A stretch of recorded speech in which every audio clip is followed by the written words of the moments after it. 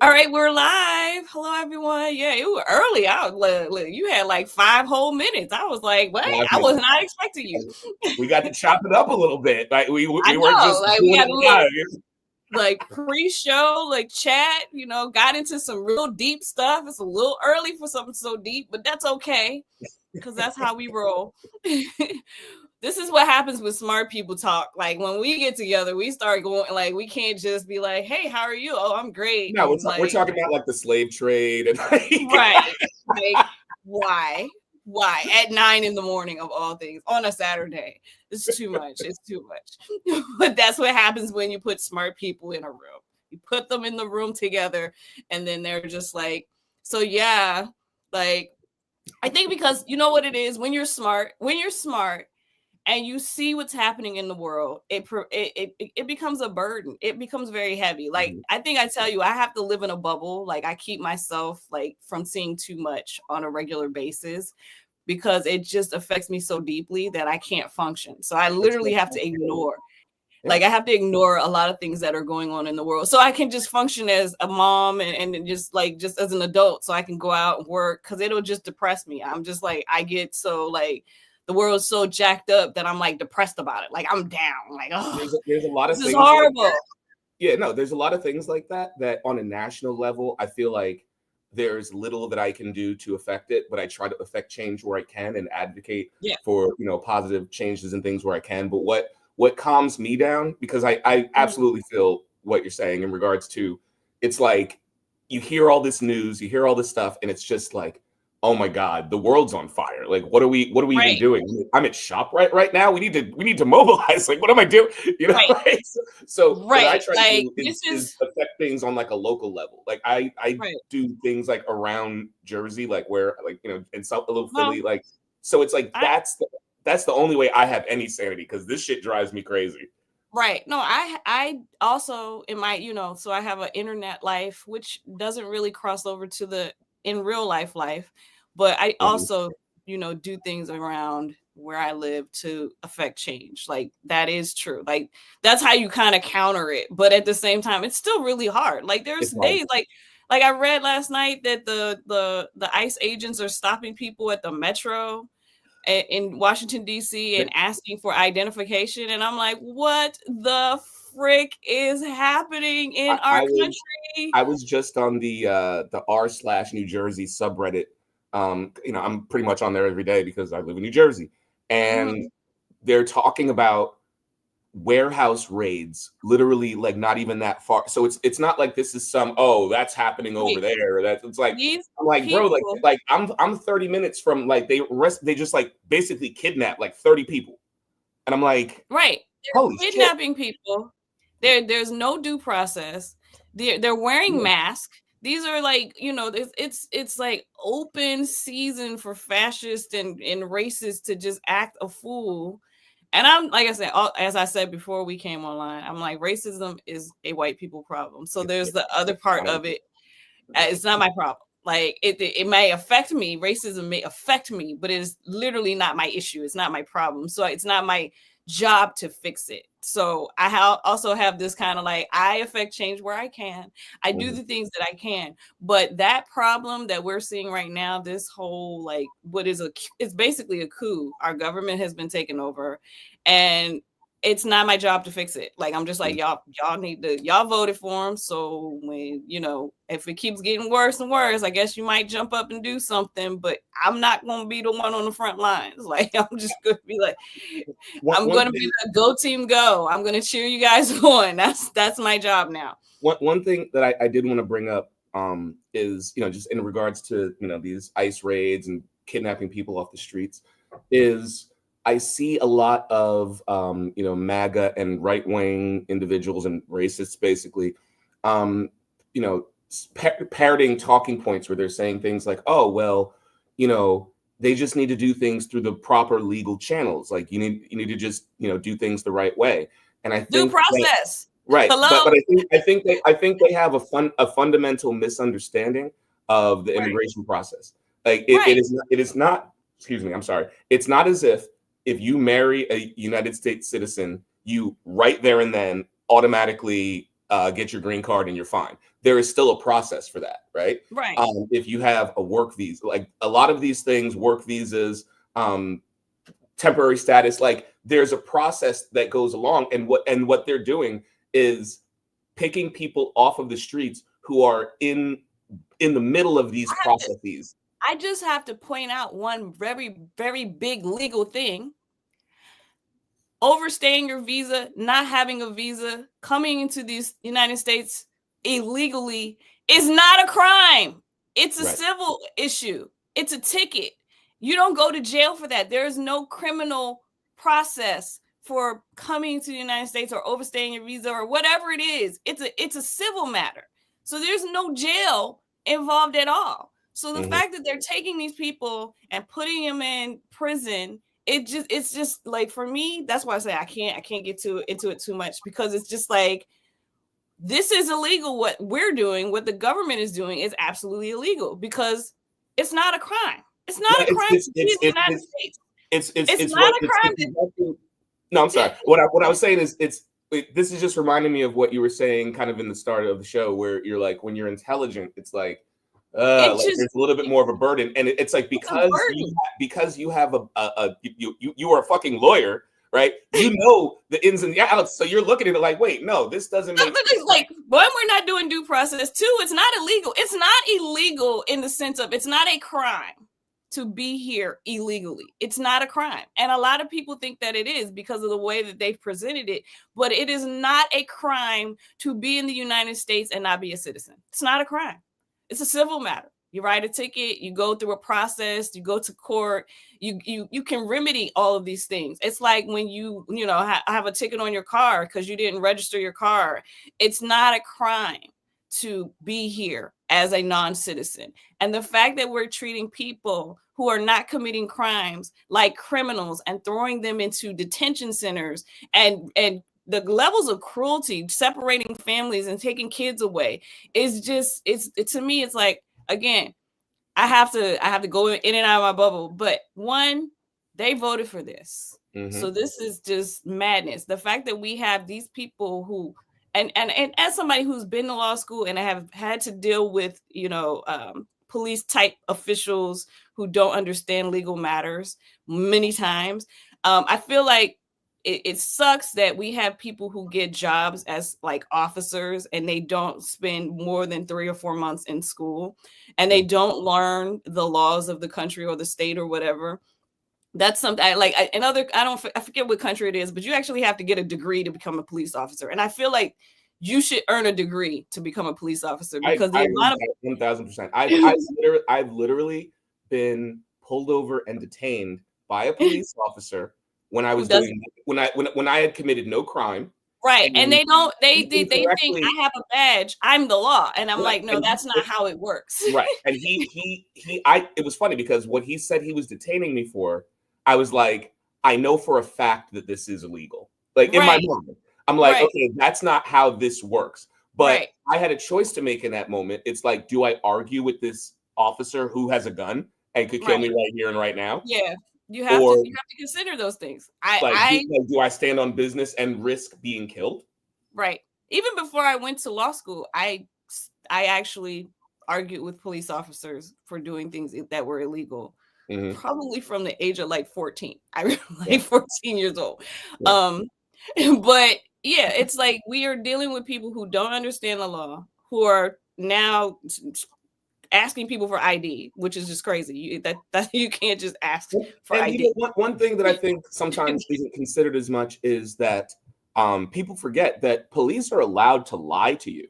So they may say, like, that officer may have known what the law is, and he might have just been saying that because he is under no obligation to tell me the truth, in his investigation or whatever he's quote unquote doing. So this is all to say, because this is not even our topic, but this is all to say, the world is a mess. Don't talk the to world cops. is a mess. Police can and will lie to you. Get a lawyer. And don't even talk to them. And then shout out to Howard University School of Law. It is literally my 20th anniversary from graduating. Oh, snap. And I just realized you're repping the sweater. I respect it. I love to see I've it. done it before because this is like one of my Saturday outfits. But like, okay, so they're having so shout out to y'all. I love y'all. I know that there's a whole thing at homecoming. I'm not gonna be there. I'm just gonna tell you I ain't gonna be there. I'm not going to DC, not with the government being the way it is right now. It's just not gonna work for me. But I hope everyone has a great time. Like, I have to say that. I hope everyone has a great time. I have a lot of great friends with Howard. Howard has produced a lot of beautiful people and like shining stars. So you know. Yeah, I love my school. Just so you know, I am a third generation Howard graduate. Ooh, Howard University. That's wow. I'm not a first. I am not a second. I am a third generation university graduate. Both my grandfather and my father graduated from the medical school. So I am, or the School of Medicine, I should say. So It's funny because I haven't taken my daughter yet, but I gotta like, when this government situation calms down, I have to take my daughter to our lovely university so I can show her great grandfather's picture on the wall, her grandfather's picture on the wall, and then her mom's picture on the wall of the schools, because they put our graduation photos are on the walls. So like, I have to take her so she can see her legacy at Howard University. It's a big deal. Okay. All right. So, what are we talking about today? You brought it up. I actually pulled some articles on it because you know what? I can talk about this all day, every day. So today we're talking about, because this is a real thing. It's a real phenomenon, and you can tell your story. But basically, today we're going to talk about why can't men leave women alone? And since you're a man, Chris, maybe you can answer this. I'm going to try my best. I mean, like, when I saw the story I'm about to tell happen in real time, I was just like, this is crazy. Like, this is crazy. Anyway, so, all right, I'm just going to start. That's cool. So, let's start. Go ahead. Yeah. So, I'm not going to dox myself or my coworkers. I work multiple jobs, but at one of my jobs, I won't say what it is, but just imagine kind of like just like an office setting. Okay. It's just, if you guys out there in internet land are kind of like trying to paint a mental picture. So I work in the same department as this one young lady. And as I described it to you, off air, she is like, like Western beauty standard beauty. Like she's like central casting. Right. We're looking for like a cute white girl. Like that's who she is. Right. So what I was noticing is that a lot of men in other departments will just kind of come over and talk to her while she's clearly busy in the middle of stuff, not in a mode where like she's just standing next to the water cooler chilling. She is like in the middle of something, and they come over and they're just like, yeah, so you see Stranger Things here? Oh, you don't watch Stranger Things? Like, oh well, like sure. I mean, I could bring over the DVDs. I mean, that's not the dial, you know what I mean? But it's like that type of dialogue where she's like, just imagine a woman like at her computer, like typing away. I don't have to imagine. I don't have to imagine. Go ahead. Go ahead. I'm sorry. No, so the thing about it was, I want to say at least like 4, because we're like we're right next to each other. So I saw at least like 4 guys just come up to her and do that exact same thing. And it was almost this like it was like a familiar tone in their voice where it's like, it sounded like a guy that was talking to his girlfriend or talking to a woman that was interested in him. Right. And it's like, okay, well, Jim comes by and has that type of familiar conversation, and she's being polite. She's not like, giving him shit, but it's almost like he's taking that politeness as flirtiness. And then the next guy comes and he does the same thing. And then the next guy comes and he does the same thing. And then the next guy comes and he does the same thing. So then when the last guy left, right? Like the last guy that I saw left, she let out like an audible, like, like, I understand. I understand. So that's why I wanted to bring this up as a topic today So because I wanna throw some extra into it, okay? Because I can talk about this all day, but it's not just her, it's not just me. There are so many women in the world who are just trying to exist. Like this Paris nightclub has a no men policy, that women are literally creating spaces to be able to just exist. yeah, Just exist, because like I have been in the office environment just like your coworker where I couldn't get any work done, because so often, and here's another one, women only gyms. So often that's been a thing for a while. huh?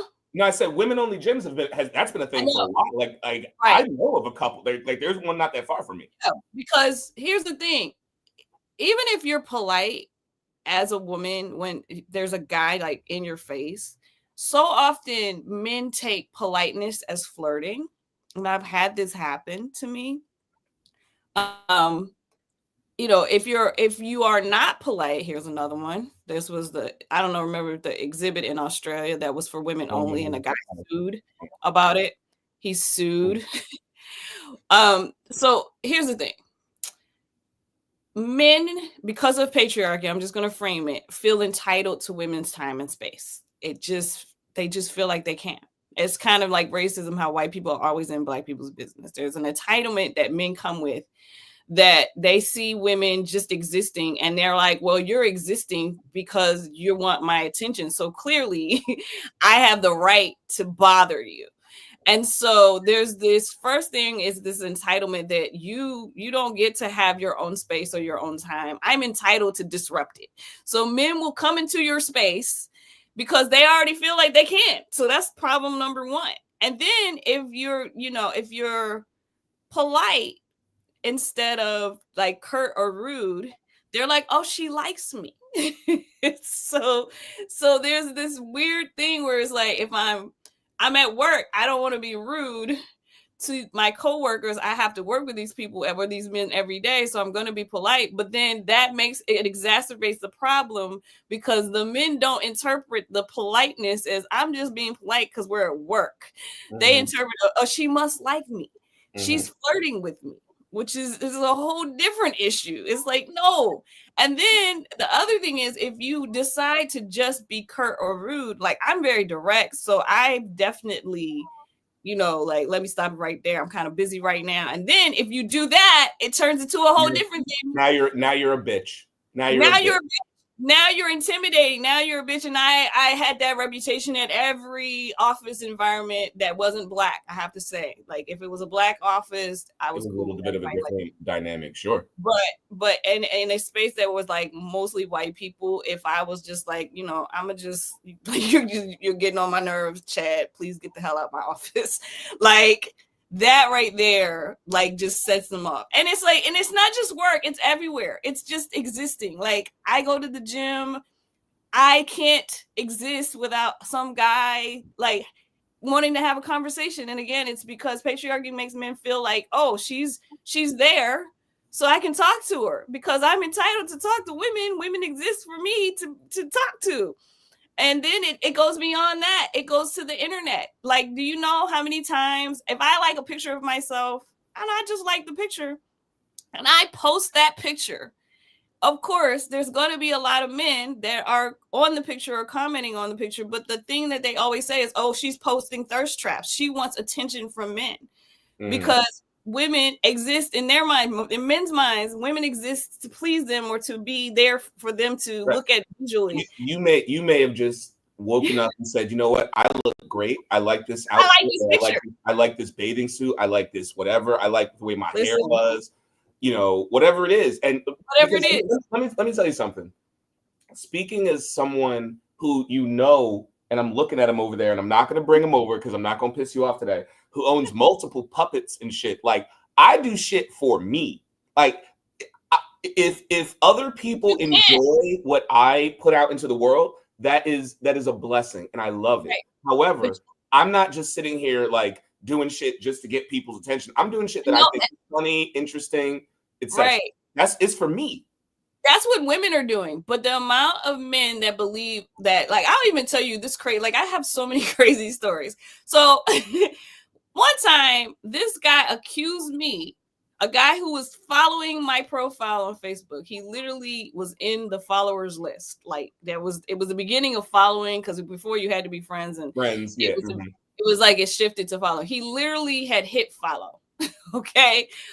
And then, I post pictures, and I guess because he liked the pictures, or I don't know what he was expecting. He got mad one day and he said, "Stop sending me your pictures." I gotta find that. He thought I'm not making this up. You were literally like, it was because that me posting on my own profile my pictures. And he took screenshots, like, you're sending them to me. It's like, dude. But in his mind, and it is like this weird thing that guys do, in their mind, they really believe that women are existing for them. And that I'm like, there's so many men who are like, you posted that picture because you wanted male attention. And it's like, I don't even, like, I have to really, like, if I post a picture, there's so much that I think about that I probably shouldn't think about. Even if I like the picture, there's so many pictures that I like that I don't post, because I don't want anybody sending me DMs. I don't want anybody, like, leaving weird comments. And I'm like, you know what? I'm just not going to post it. Like, I actually do that often. Like, I'm just like, yeah, that was cute, but I'm not going to post it. Like, I just don't feel like it. I'm exhausted by men. Men are very exhausting because they think that I'm interested, and I'm not. But again, it goes beyond just in person. I mean, it's like, even if you don't post pictures, if you post online, just write. Men are just in your space. They want to tell you what to do. I found, like, I was in my memories and I saw like a video where it was like, so many men try to tell me what to post. Like, do you know?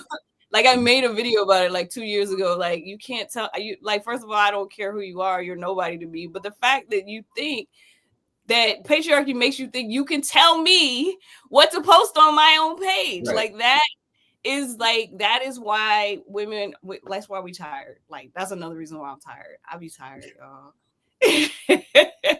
And I've gotten really good at the block game. Like, I didn't block people as much back then. Now I just, like, as soon as dude says something sideways, which is every day, I block people literally every day. And you know what? That's called self-care, and that makes sense. But I think, the issue is, unfortunately, we can't block people at work. You know what I mean? And so let me speak a little on, again, like, as a man, like, what do I think it is, right? I think that there are a lot of men who desire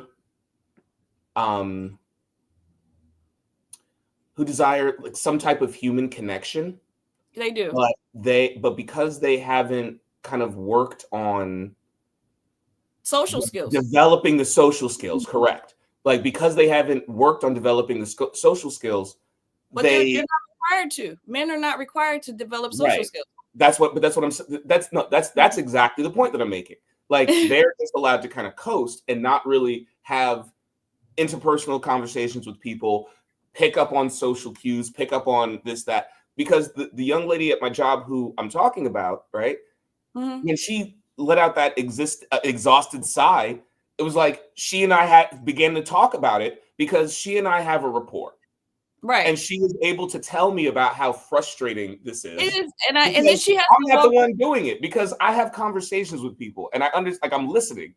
Right. Well, you also understand it, like, maybe she just wants to work because she's at work. Shit. Like, I'm not. I didn't go there and like stand next to her with my coffee. Like, so what do you want to talk about? Hey, so what are you going to? Like, could you please get and see? This is the thing. She's walking a very narrow road, because, again, women are judged so much harsher than men.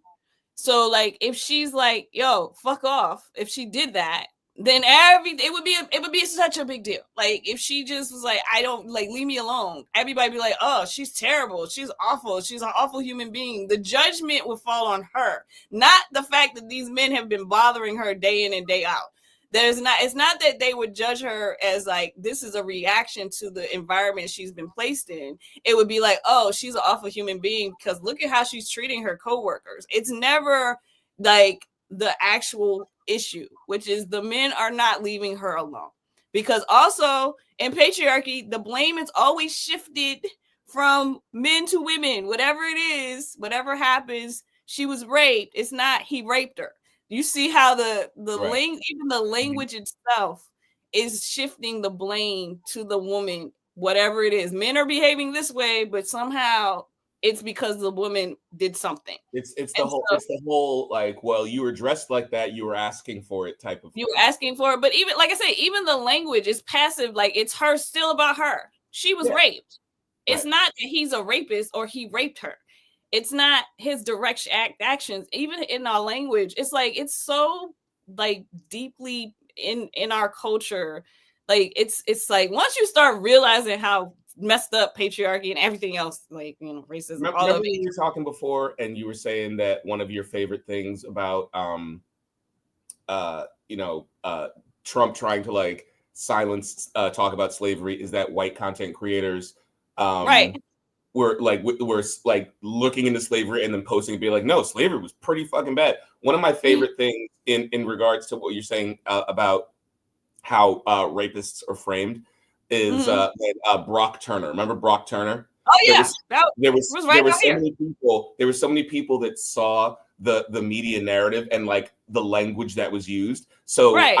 my favorite kind of thing on Reddit was like his name would come up and people be like, "Oh, you mean Brock Turner, the rapist? The Right. rapist who raped this woman behind a dumpster While and she was passed out. she was passed out? And Right. like, you mean that? You mean that? That guy, Like he to changed like, his name. He legally changed his name. I think. yeah, I think he moved somewhere and changed his name. he But did. yeah. Yeah. This But this I app. but I love that for the same reason that you hate, well, that we both hate the way things are framed. It's like okay, goes back to how we opened up before we started the show. It's incredibly frustrating being a smart person, being a smart Black person, being a smart woman. It's just very frustrating because you see this mess every single day and you're like, oh my God, like do people not see how things are like do they not see it? Like, do they really not see it? And then you're like, yeah, they really don't see how messed up. Like, I'm so happy you brought up that you saw this woman at your job, just like, like She was exhausted. like, leave her alone. Let her work. Shut up. Go drink your coffee elsewhere. Get out of here. I was half expecting, like, when she let out that sigh, what would have been like kind of half the funniest thing in the world is if like immediately another guy walks up with a coffee, like, whoa. So you look a little exhausted. What's bothering you? It's like you're bothering me, and that's that's the other thing is that okay. Not only does patriarchy make it so men feel entitled to women, patriarchy makes women we're forced to be nice. So we have to be likable. There's this inherent thing that girls are taught that you got to make sure people like you. You can't be unlikable. So being that I'm like my child kind of points out that I'm neurodivergent, being likable was never really a thing for me. I never cared if you like me or not. So it changes how I interact with the world because I'm like, I don't really care. I don't give a damn if you like me. But I remember like, growing up and how it's pressure on girls for people to like you, for you to be polite, for people to want to be around you. Like you have to be a likable person and you have to be able to navigate like men and not make men upset. That's the other thing. Don't upset. And that's a safety issue. Like not upsetting men is also a safety issue. But this likability thing is like I said, your coworker is just like she's just on this tightrope. She can't go either way because either way is just like a trap. Like she can't just explode. She's got to. And you think about all the times that women swallow our anger, and how the amount of autoimmune disorders is higher in women because women are constantly swallowing their anger because they're navigating these environments with men all the time where they can't speak up, they can't get mad, they can't, like, you can't react in the way that you want to. It's literally making women sick. Like, it's not even a joke. Yeah, and Women, I'm gonna tell you right now, like, you know, one of the things, like, you know, because I'm a huge advocate for, you know, therapy. You know what I mean? Like, you don't have to be crazy or bad or anything like that to, gain something from, you know, talking to somebody, right? mhm, And you know, one of those things. I'm like, and again, I'm not a woman, so I'm not, you know, speaking as one. But what I will say is that it is important from a mental health perspective to be able to get your emotions out, right? right. And what I will say is that I have had moments in my life where I felt like with people that I know, I'm not allowed to get my emotions out as much as I would appreciate. But what I will Mhm. say, what I will absolutely say is that men are afforded more of that opportunity because I've been in work environments where I've been like, all right, y'all are fucking up. Like, get the fuck, like, hey, put that Right. shit the fuck away. Like, I've been allowed to yell at You're allowed subordinates. to have anger. I'm not even saying that it's right to fucking yell at people that work for you, No, but but like, men I've been are allowed. allowed to do that. Because anger, first of all, anger is not labeled as emotional, even though it is emotional to be angry. So there's Mhm. this thing where they're like, oh, men are not emotional, but anger is one emotion that men are allowed to express and Correct. express in the most brutal of ways. Like, Hmm. we've all seen men have tantrums, all of us. Hmm. We've seen it. Men have tantrums all the time. That is an emotional response. It is extremely emotional. You can't tell me you've seen a lot of women have tantrums, even though women are labeled the emotional sex. So it's like there's this whole thing like men are allowed to have anger, but women are not. Because if a woman gets angry, it's a problem. Like, she's a bad woman. Like, if you start cussing people out and you like go off, oh boy, like, she's a horrible human being. She can't control herself. But if a man does the same thing, starts cursing people out, knocking stuff over, oh, he's just upset. Let him cool off. Like, that's always the like, let him just have that moment. He was upset, something happened. But a woman doing the same, exhibiting the same behavior is problematic. Like, women showing anger is problematic. And I My, don't. my boss at my one job yelled at a bunch of people uh, in front of a bunch of other people like 3 days ago, right? Right. I the last time I worked for a woman, Mhm. yeah, the last time I'm trying to think if I worked for a woman since then, but that doesn't matter. But the last time I worked for a woman, she did something very similar, Mhm. and it was like a controversy. It was because It we're was not like it was allowed to like be angry. how could she do that? Like, how? But I'm just literally thinking back to a few days ago where I saw someone do like pretty much one to one the exact same thing, and it was Right. just like, oh man, like, I'm not going to use his real name, but like, Steve is mad, and like Right. that was it. That's It's it. like, That's we better. it. Men are afforded anger. Like, y'all can have anger. As a woman who's had to navigate this society for a very long time, when it comes to me being Oh, angry, hold on. I'm sorry. I'm not cutting you off. It's a Saturday. It's noon. You know what I'm doing. I'm I gotta cooking. cook. Okay, I'm gonna But keep talking keep about. talking. I can hear you. Okay, I'm not I that know far you away. can hear me. But as a woman, when you're angry, you can't just lash out and scream at people. You have to use your anger in a very calculated way so that you can express it calmly. You got to be calm when you're angry as a woman.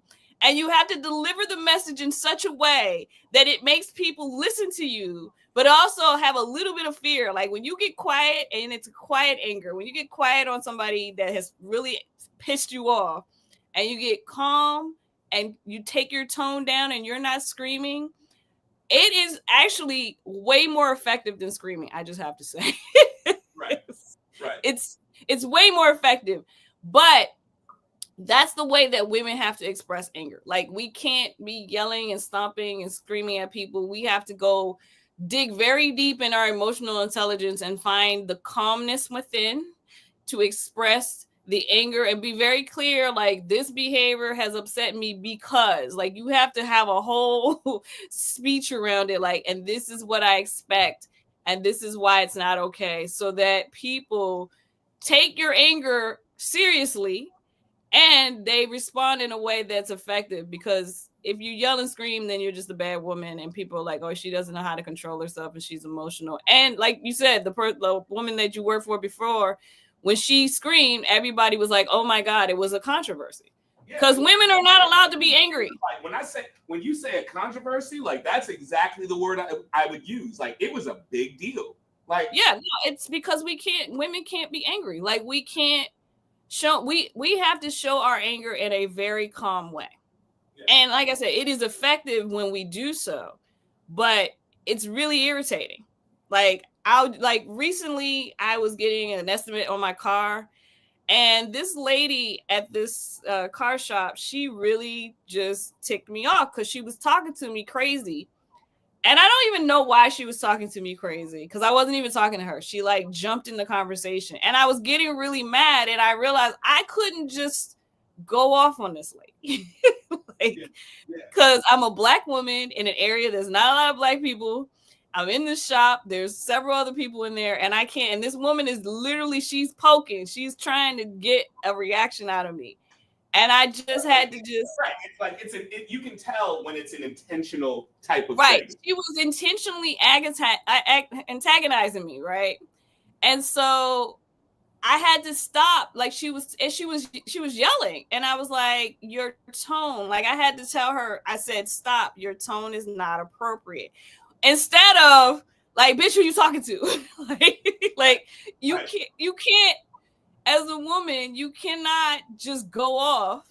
And so I had to stay calm. I had to like be like, your tone's not appropriate. I don't like how you're talking to me. Like I had to keep in that space. And what I did later, because I had to go calm down. Like and the guy that was helping me, I was polite to him. Like I had to be measured in my behavior, because I'm a woman. This is the life that I live every single day, where I can't just fly off the handle because I felt like it. And so after I left the place and calmed down a bit, because I was so mad that this woman was so disrespectful and talking to me so crazy, after I calmed down, I called her boss. Oh boy. Well, there you go. So I called her boss and I told him what happened, and I told him that I would not be using his shop, and that, like I only use places that treat me with respect, and that she was disrespectful, and that she was being antagonizing, and it was unnecessary for her to talk this way. And then she was she was yelling at me, and I was telling her I understood what you said. Like I was like, I understood what you said to me, and that's not my issue. That's an issue for you. That's not my issue. And so like after, like I said, I had to calm down. Like I couldn't, you can't as a woman just go off. Like you feel like it, but you can't. That burning inside, that, because I was hot. Like I was like, ooh, like let me go outside. But I reported her, and I don't know. She might have a job. She might not have a job. But the guy, yeah, he was pissed. He was like, no, I'm so sorry. He apologized. He was pissed. But it's like, that's life as a woman. I can't do certain things, and it's unfair. Honestly, it's really not. And like one thing I wanted to bring up is I was thinking about it as I was glazing my chicken. By the way, oh my gosh, hold on. Oh no, this is not an ad. This is just some shit I like. Raw. I know. It's like, hey, tell them to pay us.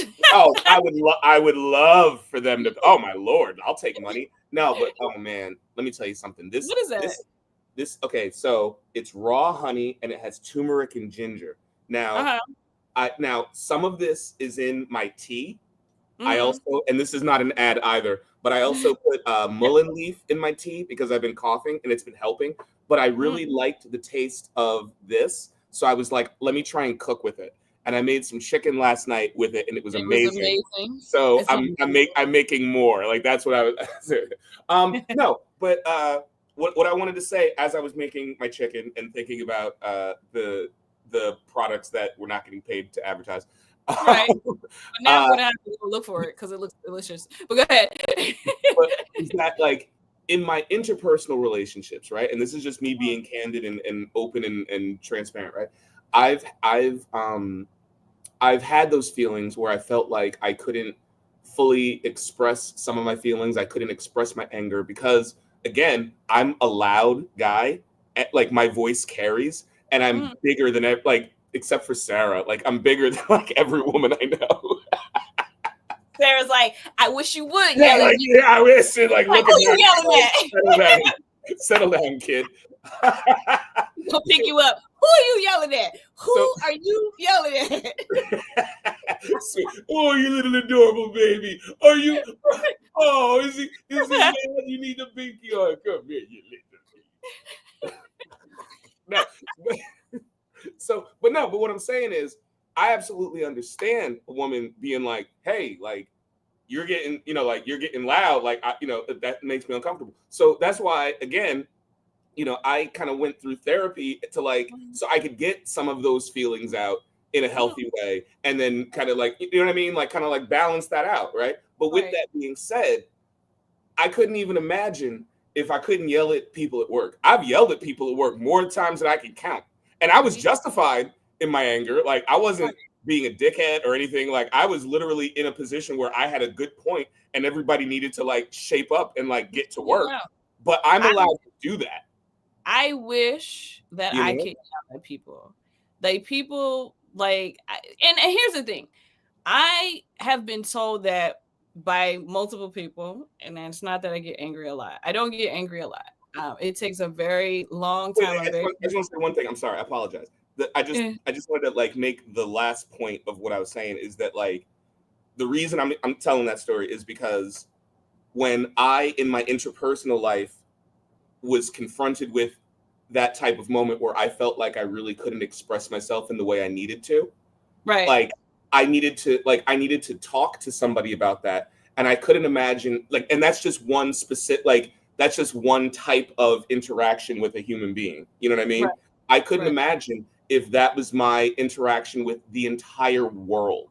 Yeah. No, but you know what I mean? So like, okay. So I was saying, for me, it takes a lot to make me mad. Like you really had to be going above and beyond for me to get angry. I mostly laugh at people because I'm like, most of the time I'm pretty relaxed, pretty laid back person. It takes a lot to piss me off. So if you've pissed me off to the point where I'm angry, you've done something. You have violated something. You've crossed the boundary. It's on. And apparently, for the people who have seen me when I am extremely angry, they say you're very scary when you're angry. Now, I don't know what that means. Like, really? Like, I don't know why they were like, I've seen you mad and you are extremely scary when you're mad. But I know it's because I'm probably measuring out in my mind how I'm going to deal with this situation without screaming, because I'm not like me yet. Yelling is not a thing I get to do. I don't get to just yell at people because they piss me off. Like I have to really think about what I'm going to say. And so that measured thought before, like I said, there are times I do get angry. I do get quiet. Like I get real quiet on you. And that's not a good thing. Like if I'm right. If you're quiet, it's kind of like, quiet. Like, you know, but it's because I know that me screaming and yelling is not going to solve the issue. That if I start screaming and yelling, then people are just going to be like, oh, she's hysterical or she's crazy. I'm going to get labeled as something. And the problem that is upsetting me is not going to get dealt with. Like, it's just not going to happen. And so that's basically how, like, women all the time, we're always measuring our emotions and how we react, especially anger, because we don't get to do that. On top of that, on the flip side, Black women don't get to cry. No. We don't get to cry. We don't get, like, I can't tell you how many times I've made white women cry because they did something to me. And I was like, in my measured anger, called it out and just like, this is what you did. This is why it's problematic. This is why it upset me, and that you should never do this again.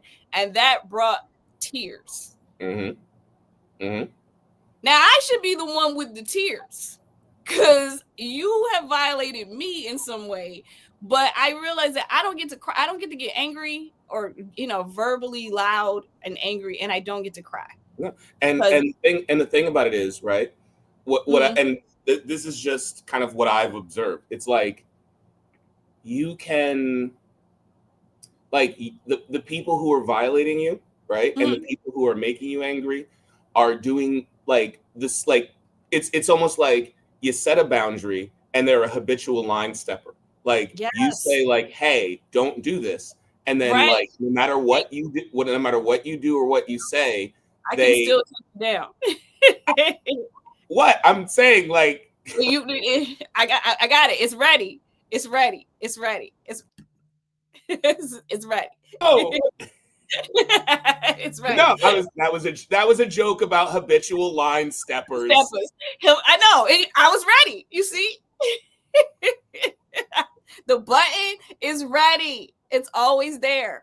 We're gonna give you a whole show where you get to do puppets. I I promise. please just I the whole promise. time characters I will be think we have. walking Yeah, in, we're they'll gonna have give their you a whole opinions. show. I'm I'll gonna do give the you. whole thing. My We'll do a arms will get whole tired thing. because I'll just be like this for an We'll hour. do a whole thing, but For an not hour. today. But not today. We're Okay. gonna plan But that one like out. I'll do it. Wait, hold on. Do you know I'm not doing puppets up here. Do you know what I'm doing? I do. I knew. I didn't need the help. I figured it out before you even said it. I was like, he is up there. Did you see my face? Like, do you know? Yes, I am.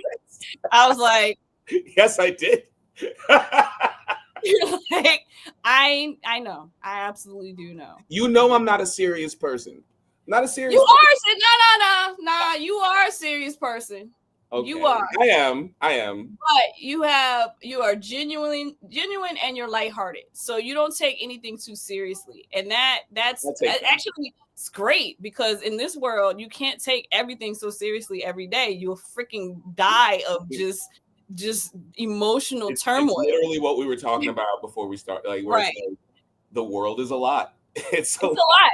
Like I was like, we're tired. Like, okay, so y'all don't know. We had a little chat before we started, and we're like, I'm tired. Like, bro, I'm tired. And I have other things to do today, but I was like, I'm not sure if I'm tired from my own life or this just the world in general, because the world is a lot.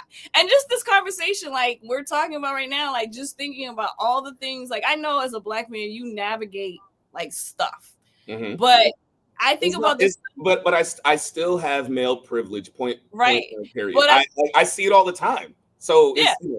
Like, do I get treated like shit because I'm a Black man sometimes? 100%. That's right. Like, but two things can be true. It's like like that happens, but then there's also times where I've kind of walked in a room and kind of just not verbally said, but like kind of metaphor, been like, okay, I'm a man. What's happening here? Let me know what's going on. Oh, and nobody questions everyone's gonna respect my word. Right. They respect whatever you say. Like I just, I've said this before a long time ago, way back when the internet was a baby and social media was kind of brand new. I used to chat on this chat room, but my screen name was gender neutral. So everybody assumed that I was a guy. And it was in that time. Ooh. I realized when I was chatting online, I was not getting the pushback. Like when I say things as a woman, people are just, I don't know if that's true. Like there's this pushback that as a woman, if you can be an authority on something and you say something and some guy is like, well, I don't think that's true. It's always this, immediate like thing to kind of like stifle whatever you're saying. And in that time when I was chatting and people thought I was a guy, I could say stuff and everybody would agree with me. And they would be like, yeah. And I was like, now I know if I said this in person, I would not get this amount of agreement. But then I just let it slide that they thought I was a guy. I didn't even tell people. You know what would be okay. I just thought of exact the as soon as you and I meet in person, this is what I want to do. I seriously want to do this now that it popped in my head. I swear. I want us to publicly debate something like some case law that right? Yeah. And I want people to watch us and see who they believe. And I'm just going to make shit up. I'm going to be like, well, okay, you may say that that's the case, but like in the case of Johnson versus Rodriguez, that wasn't the case. And I feel like there's a good amount of people that will just be like, they do. Because like that was when I realized I realized in that moment that if I were male and I said something, people would just believe I was an authority on it and just go with it. That's what I'm And I saying. was like, it's just amazing because it was like, this was when chatting, chat rooms were a thing. So it was several like years of realizing that as I am being perceived as a guy, people just take it as I'm an authority. Mhm. And I was like, wow, like that was eye-opening to me, that I was like, wow, guys can just say anything and people be like, yeah, sure, that's cool. And if I'm speaking because I know obviously the demographics of the show, so I know there's not too many guys listening to this probably, but I like to speak to any guys that are watching. You know what I mean? So it's like but guys, fellas, what she's describing, right? If I could give you an analogy or like kind of like an analogous type thing to explain it. My name's Chris Taliaferro, right? That is a white sounding name. Okay. I don't exactly sound like the thuggish ruggish bone when I'm speaking. So there's been plenty of times where I've been on the phone and I've just kind of spoken and people have just presumed I'm an Italian guy. And Right. and they're like, hey, cool. We love this white Italian man and we can't wait to work with him or meet him. And then I walk in and they're confused. They're like, wait a minute. And they look at each other. They do one of these like, did you know he was black? Did you? Right. Did you know? So fellas, you know? if you're not fellas, if you're not able to empathize or understand what she's talking about, it's that type of thing. Like if you heard my voice on the phone and saw my name, you might make a presumption, and that presumption might, in your mind, give me a little more weight, a little more authority, a little more gravitas for like no fucking reason. I mean, the thing that's crazy to me is that they've done studies on all of this stuff. It's been studies on all of it. That it's been proven over and over that even like when it comes to corporate culture, women are interrupted more than men. Like it is what it is. Like they've literally done studies on it. Like they've done it. They've done it. Even women interrupt women more than they interrupt men. It is what it is. Like, oh man, I'm sorry. I was choking on my water. That I was literally about to say that because again, and I know we've both said this more than once, but like we're all victims of patriarchy, right? Right. So like I got there's patriarchy things that I have inside of me that I'm like, yeah, that's kind of messed up to think that way, but I'll still have those moments where I'm like, I know what it is, and I'm like, I gotta work on that. Like that's how I feel. Like I know that's not okay, but that's the other thing is like, how is it that we have all this information, we know these things are all true, and then we still have people in denial that these systems are affecting mistakes? That's like I'll even point out, we talked about this with Sarah.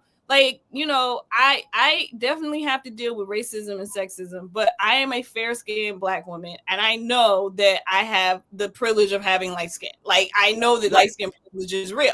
I've seen it in action. I know how it has affected me. I see how other women are treated who are not the same tone as me, and I'm like, that's a real thing. I can acknowledge that that's a real thing. Like, colorism is real. And that it really is messed up. And then when white people or men are like, oh no, that's not true, it doesn't happen, I'm like, how are you in denial? Yeah, like I just don't get how it's just all of this proof is out here that these things are happening, and we still have people like, oh no, that's not true. Like how somebody tell me how are we still in denial? Like I just don't get it. Well, it goes back to what you said, where you said racism is a white people problem, and I think a lot of these things go back to racism and patriarchy, and they don't want to let those things go. And no. I think it's as simple as this. I think look, hey, white men. I might play video games with a white guy today. It's the same white guy that I was trying to get to come on the show. Remember, we needed a white guy, so I'm gonna hang out with a white guy. So I don't hate white men, okay?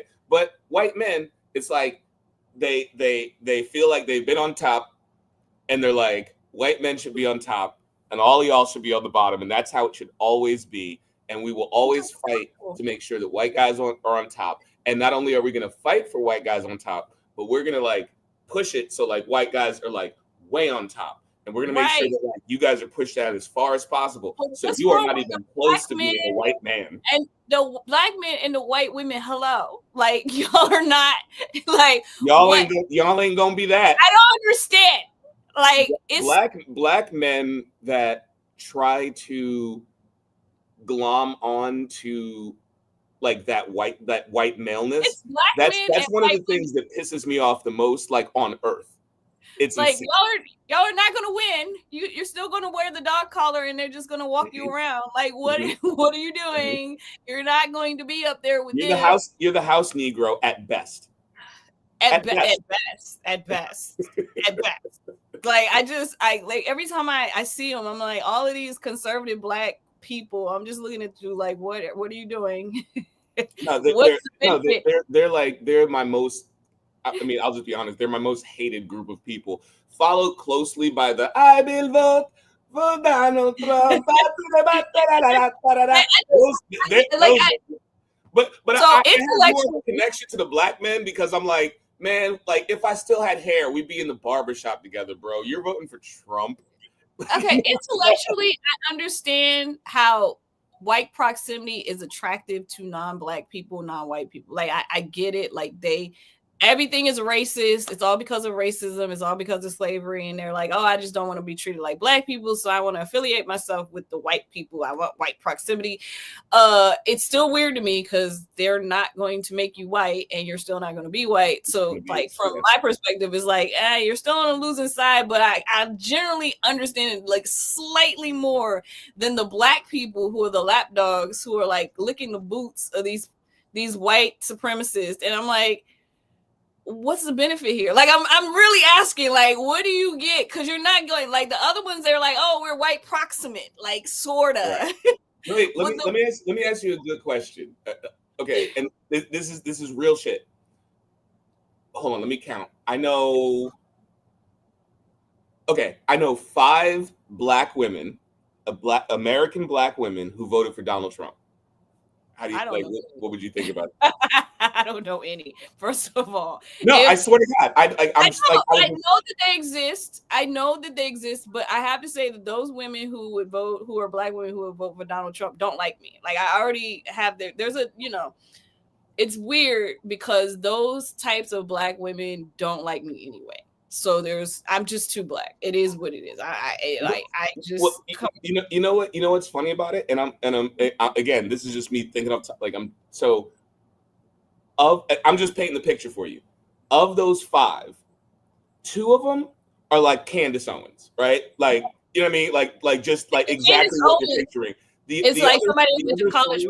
The other 3 are like very pro-black, and I kind of don't understand. I don't understand it. So the Candace Owens ones were like when I was in undergrad, there were Candace Owen type women, black women on the campus. What I realized about, and those women just don't like me. Like I'm just, I don't do anything. I never did anything to them. But they immediately it's an immediate repulsion for both of us. Like when we had classes, it was like nope. Like, and what I do remember, like I remember this one woman. First of all, it was like she didn't like me, I didn't like her, and I, it wasn't. It was the stuff that she was saying in class that I was like ugh. It's like it's hitting your ear wrong. And I would challenge her because what I noticed about the Candace Owens is they really want to be accepted by white people. And again, I think I told you I didn't care about being accepted by white people. So it was like anybody. It didn't even matter who it was. So there's this first thing, like I want to be part of it. And then the other thing is there was this thing that even the black men who were like that, they didn't want to associate with other black people on campus. They wanted to be the only black person in the white group. Like it was like, I don't want to be with more than one black person because then it's like a black thing and that makes me too black. So they already didn't want to be around other black people. And then like the other thing I noticed, like, and this is going to sound messed up, but I'm telling you it's a thing because even Candace always has this problem. When it comes to black women who are super conservative and who don't like black people, their hair is always jacked up. It's listen. Like I think that's like a black conservative thing for both men and women. Because like Ben Carson's haircut is always fucked up. Candace Owens has the worst perm of all fucking time. She looks like Jermaine Stewart that sang "We don't have to take our clothes off." So this girl that was in, I want to say. It was like the black literature class, and she had like the worst Oh, what did weave. Michelle Yank? She said, "You'll be Yeah, surprised. Many are pro-black." Oh yeah, I mean, it's weird. I haven't had this. So she had like this weave, and I remember just like look. You know how you sit in class and you just be looking at people, and you're like I remember one of my favorite activities is people watching. I remember just looking at I just how look around and be like, that's her something. hair That's a was. choice. Yeah, and I was like, man, like she really hates herself because like the weave had been left in too long. It was a long time it needed to be taken out. And so she had this it was very plasticky hair. It wasn't like a good level because this is the 90s. It wasn't like it is now. So she had this like very plastic Barbie like hair that was sitting on top of this very kinky like natural hair. Lord. Oh no. And it was like it was, it was like a hat, but it was a weave. And she would like she was like, and so like she tried to do the Becky thing, and it was just a lot. And so those women like Candace Owens, they don't like me anyway. So I don't know any of them. And I know that they don't like being black. And I'm just gonna say that a lot of them, however they were raised, whether they were raised by black people or even if they were adopted, and sometimes they have white moms, whatever, they don't like being black. They are not proud to be black. They're not happy to be black. They think that their lives are bad or suck because they're black. So they jump on the conservative train to try to deny their blackness and try to blame all the problems that are happening to black people on black people. So that group of people, they just generally don't like. Now the pro-black, I haven't come across the pro-black Trump supporters. And Michelle saying, I promise you. Like, yeah, Michelle saying that they exist. When we go off air, when we go off air, I'm gonna tell you one that you'd be like, really? Like one that you know about. But yes, like 100%. I swear to you. Yeah, like it's like I don't know those people, and I might be the same thing. They generally just don't like me, so they know better than to come around me. Like they generally, they might see me from afar, or they might come across my path, and they may not kind of be the outwardly presenting Candace Owens types, but it's the type of thing where it's like if they came across you, it'd be like, They wouldn't fool with me. Like I just know, I know from experience that those conservative black people just generally don't like me, and I'm okay with that. Like I'm all right with them not liking me. I don't want to be affiliated with people who want to like continue white supremacy by being stupid. Like I don't want to be part of that group anyway. For those that are from black, I think they're separatists. Maybe they are. I don't know. I think it's just weird. Like I don't know. I just feel like Michelle says, she said for those that are from black, I think they are separatists. Yeah. So I don't know. Yeah. They just, I guess they just don't like me, and I'm okay. Like I said, I'm okay with you if you hate being black. I like being black. But again, it's the same thing that we were talking about before, where like the same way, like I've got my puppets and people think I'm crazy. Like I do. It was germane to the subject. I'm saying, no, see what I'm saying? Like I do that shit for me. The same way when you post if you post a picture of a bikini, of yourself in a bikini at the beach with your daughter or whatever the fuck, you're not doing that because you're trying to entice some man with your titties. You woke up and you had a nice picture and you're like, I like this picture and I want to share it with the world because I like it. I have so many great pictures that don't get shared because the men don't know how to act. Because which brings me back to the subject I wanted to talk about, because we were talking about how men don't leave women alone, and you brought up how men don't have social skills. And one of the things that women are posting online all the time with dating now is how men don't know how to have a conversation via text without making it sexual. Like it's an immediate turnoff when women are getting to know a guy and he, like within a day or hours, turns the conversation to something sexual. It's like, I don't understand what's going on with men, but I need you to talk to the men out there, because a lot of men are failing in dating because they don't know how to just talk about normal things without immediately making a sexual joke or making sexual innuendo or just being just overtly sexual in the conversation within a day. Like in a day, like you don't even know this person, you've never kissed this person, you've never been on a date with this person, and you're immediately saying something totally inappropriate. And the amount of men that do this is like, okay, fellas, because women communicate now. Like, I think the other thing is the internet has definitely helped women realize like we don't want this anymore, because the women are sharing these screenshots regularly on a daily basis. And the shared screenshots are a shared experience, because when Right. people see the screenshots, they're like, yeah, this literal thing happened to me, and it makes you feel less alone. And it's like, okay, Right. it's like it's this prevalent. Wow, okay, I guess this is just a thing. And I'm like, good, okay, so because I feel like, because here's the thing, women like sex. Women like sex. It is a thing. But women are not so motivated by sex that we have to make everything about sex. And so I'm just looking at these screenshots of from these men, and I'm like, are you that depraved or deprived that you can't just not talk about sex in the first 3 weeks of dating or whatever? Like, what? Can I say something that might be a little controversial, and it might seem like I'm sitting here sucking my own dick, but I'm just being honest? Ding. What? Ding. Okay, like sing my own D. Like if no, I'm just saying I'm glazing myself. Like, okay, can I?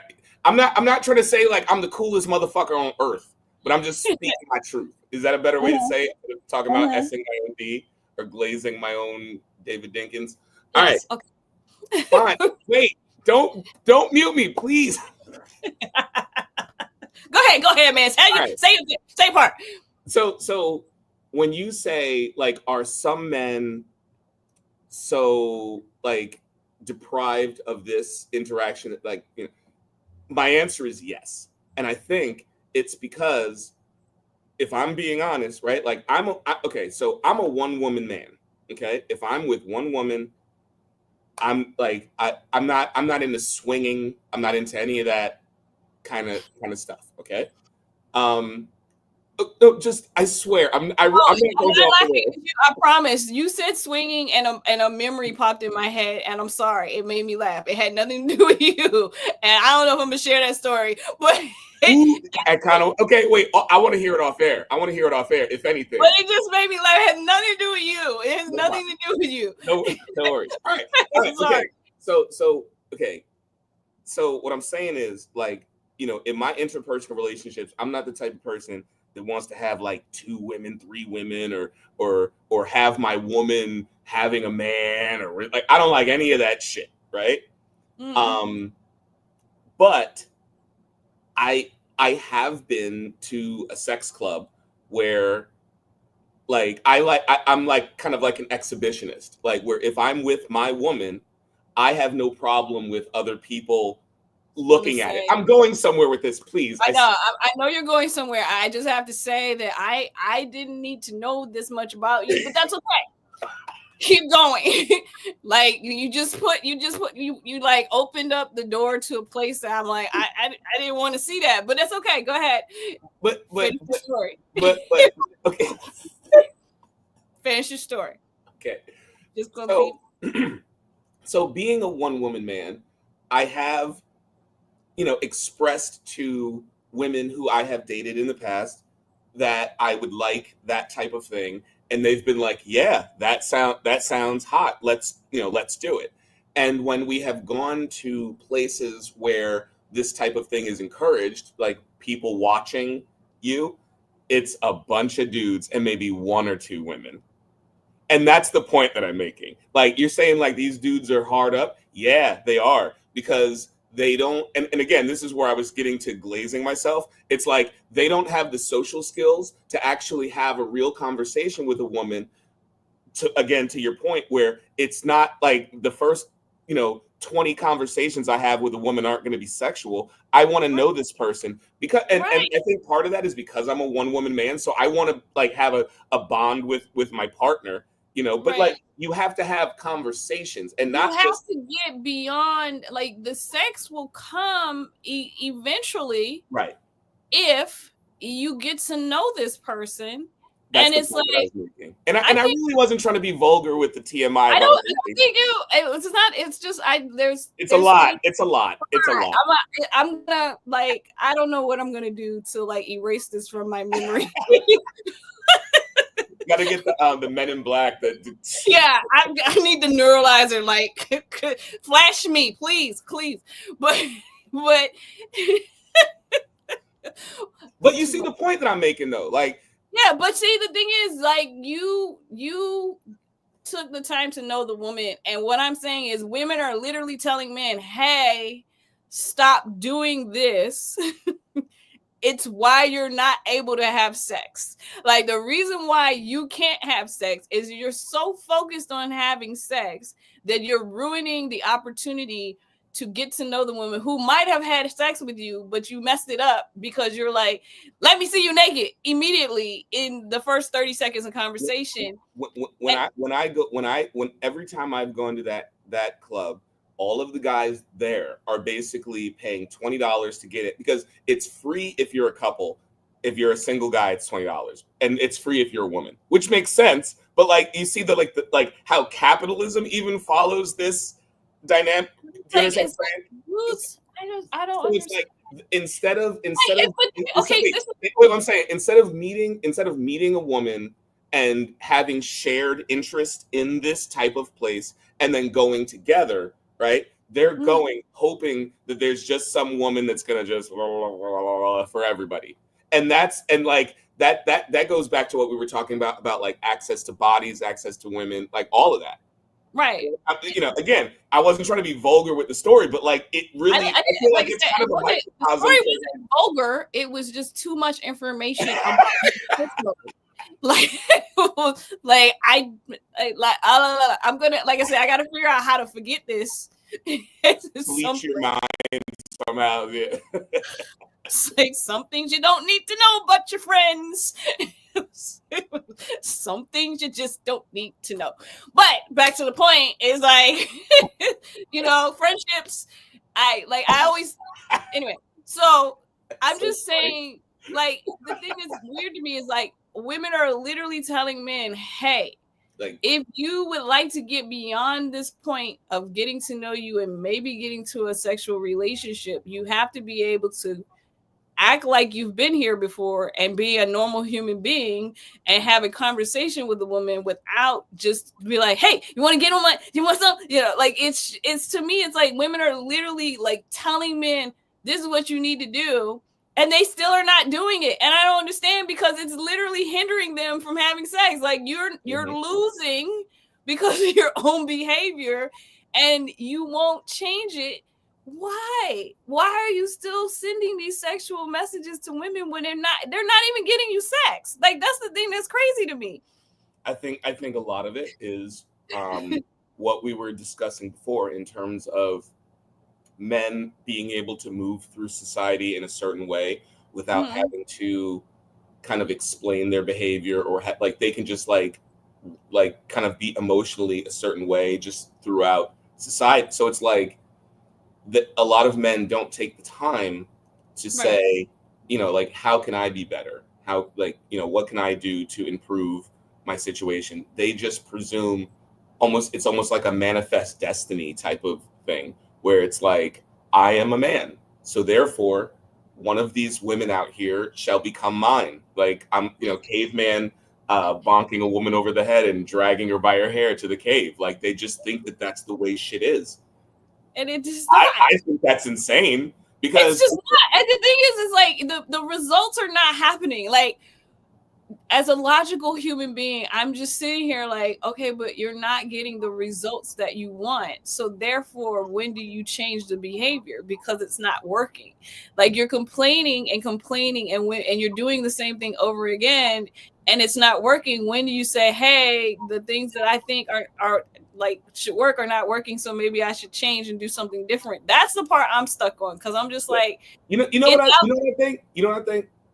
I think not enough men have seen Coming to America.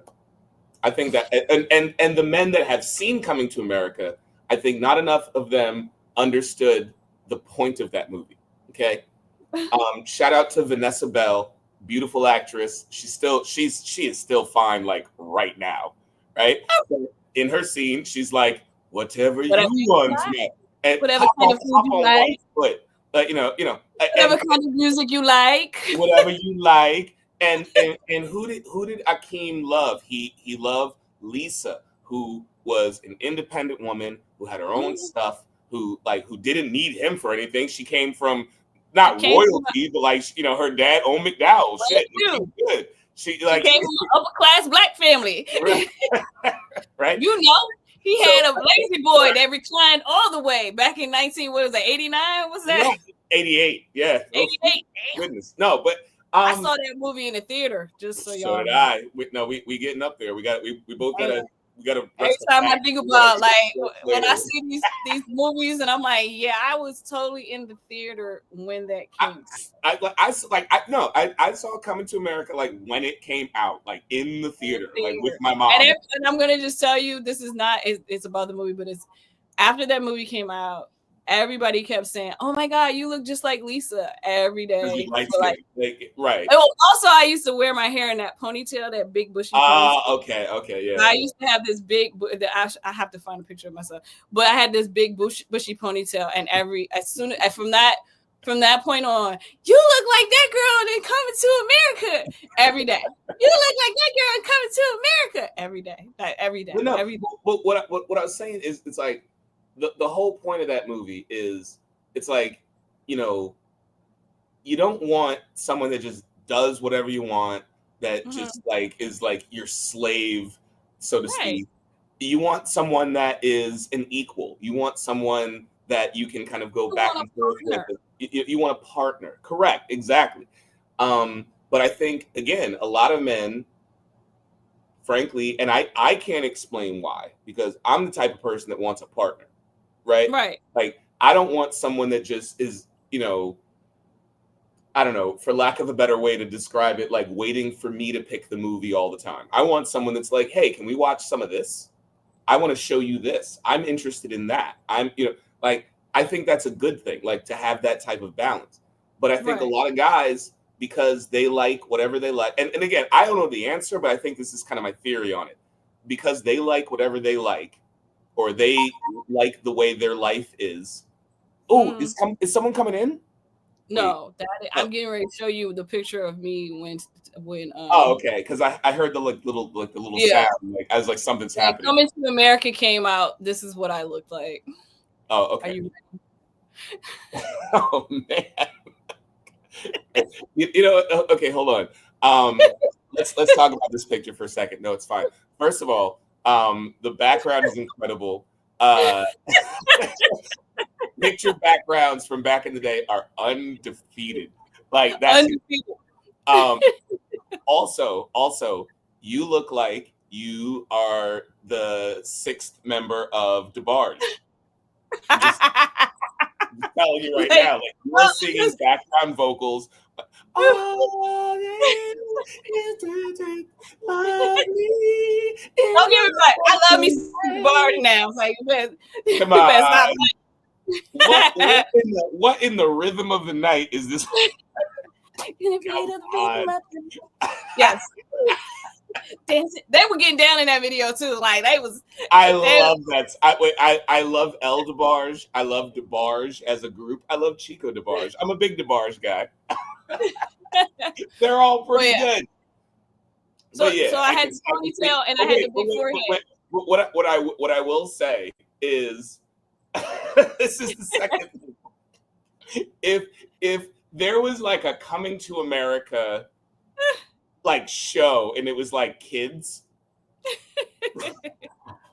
you would be the perfect Lisa. That's it. It's kind of insane. I'm looking if it was America and there was a little Eddie Murphy and a little James Earl Jones. And every day for I want to say 3 years straight, if I was outside, they were like, you look like that girl from Coming to America. The more I look at it, the more I'm taking back the DeBarge comparison and just saying, actually, I'm not certain that you're not Sherry Headley. It's the forehead and the ponytail. It's the forehead and the haircut. It's the forehead it's and the the forehead. haircut. Like I see The it. haircut frames it. Right. And it's like she had to say, and so I'm just telling you that this is the same year. This picture is from the same year. I know I look like a very little kid, but I am in 6th grade in this picture, believe it or not. This is a 6th grader. Okay. And this is or 5th grade, 5th or 6th grade. Shari Headley as a child. No, not possible. She's not that much older. But this is from that year. So this is why every day it was like, you look like that girl from it. It was hilarious. I just had to show that to you because I swear, like it was like as soon as I went to see the movie, I came to school like the next day, and they was like, "Oh my God, you look just like Lisa." Wait, hold on, 1 second. Hey, I'm recording a podcast with my friend Kai. What's up? You okay? I'm okay. Yeah, I'm fine. I can't believe I forgot to mention something to you last night. Oh. Don't say I'm fine like that. Like, Wait, hold on. Wait, hold on. You were on speakerphone and on the internet. I'm like in the middle of recording a show. That's what I was trying to say. It's like whatever you're about to say, don't say it because we can hear you. I was like, holy shit. Wait, hold on. I'm okay. I'm fine. Like I answered the phone because I want to make sure you were okay. My Lord, then shut your mouth and I'll call you later. Bye. Oh my ex-wife is a good friend of mine. She's a good friend of mine. It was about to be real interesting. It was about to be real interesting. It's like I got something to tell you. Oh, do you now? So, it's like, wait a minute. Oh my God. Okay. I should not have picked up the phone. But like I worry about the people in my life. So if somebody's calling me, like, hey. No, I probably there'll be like, well, I know my child is probably sleeping on my couch right now. But if she were not here and she called, I would totally answer the phone. So that is what it is. It is what it is. All good. When you have kids, mm-hmm. It kind of changes the dynamic to a certain degree. And I don't know the relationship that you have with your daughter's father, but I feel like if he called you right now, he can't. And he was like, I'm just gonna sit my feet. But if he was calling you, like, hey, I gotta take this. I think what you have with your son's mother is beautiful, and I wish I had something like that, but I absolutely do not. And I always think that there are parents out there who co-parent really well, and I think that's amazing. And I wish that for all parents, like whether you stay together or not, if you're able to have a good relationship with one another, it's great. But for the rest of us, some of us, we don't get to have that. So my situation is my phone has a block on it because you can't call me. I'm sorry. I didn't. It's okay. It doesn't bother me. It is what it is. But yeah, no, you just can't. Like, you can't call me. You have to go through a court-appointed app to reach me. So that is the situation. But yeah, go back to your like Coming to America. How the guys like. I gotta go back to that. You're like still laughing. By the way, I have to say that you know how you see your face change over the years. I really look like my daddy. Like I should see my father's face. Wait a second. It's like I can see my father's face in this picture, and I'm like, man, I look so much because people used to say I look like my dad when I was a kid, and now I look like my mother. I have evolved into my mom. It's crazy. Okay, I'm just sitting here. I'm like, I now I need to find a picture. First of all, pictures of Shari Headley as a child don't exist. But as I'm scrolling, I'm just more confident in the fact that it's the two factors. It's the I knew what it was then. It's the big forehead. It's the forehead and the hair. And the ponytail. I had this big bushy ponytail that I wore every single day, and that was what she wore in the movie. You really look like her. And that was what I got every day. It was like 3 years. For like 3 years, not every single day, but like for 3 years. Shari Headley has to be on the forehead Mount Rushmore. Like I feel like you got her. I'm also on the forehead. Yeah, no, okay, well, okay, I no, I got mean big. your forehead is 5-heading, but look at me. I mean, like you see how far back my Yeah, hairline but goes. you can Forget it. just say it's your hairline, although my hairline is right there. But I have a massive forehead. It's always been massive, and It's pretty big. It's fine. I It's fine. there's nothing I can do about it. It is what it is, It, and I'm you okay got with it. you gotta just They live. You always gotta say, just live. like, you know, when Look, it comes to look, beauty. I'm 5'10". I'm never gonna be 6 feet tall. You But gotta this live is with the what you thing got. when they talk about like beauty and like faces, they're like a big forehead is supposed to be a sign of youth and beauty or whatever. So I've always had a big freaking forehead. Tyra And Banks has had a great Tyra's is career. bigger than mine though. Tyra's is bigger. Wait. Have you ever met Tyra Banks in real life? No, I have not. I met Tyra Banks when I was working for Ralph Lauren during Fashion Week. I said a few years ago. This is like almost like 17 years. It was a lot, you know. but like, wait. It's two things. She's really three things. She's really nice. She's beautiful. Her forehead is like the biggest forehead you've ever seen it. Yeah, I'm not Tyra. I'm not in Tyra territory. I know this. But it's the biggest forehead I've ever seen. No, I know some bigger foreheads personally. I'm not gonna put them out there. Shout out to my big brother, and not the big brother, like my oldest brother, who I have clowned my entire. I feel bad making fun of her because she was actually really, really super nice to me, like super. She knows it. It's like me. We both acknowledge, like you just gotta acknowledge it is what it is. Like, you know, if you got a big forehead, you can't hide it. I wear bangs on occasion, but you know, you really just gotta accept what it is. It is what it is. It like you just got a big forehead and you just go with it. And like I said, that's how like when people said I look like her, I just knew it wasn't that we look alike. We don't. You really look like Sarah Headley in that picture. Like you really did. Like even when I was a kid, I was like, I know. Like when you pulled it back up on the screen, I cracked. Okay. Stop. Like I know why. That's hilarious. That I knew then why I got it. I know now.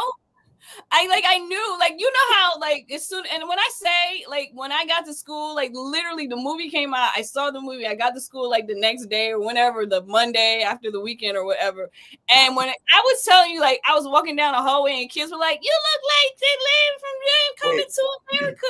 You look like... Hold on.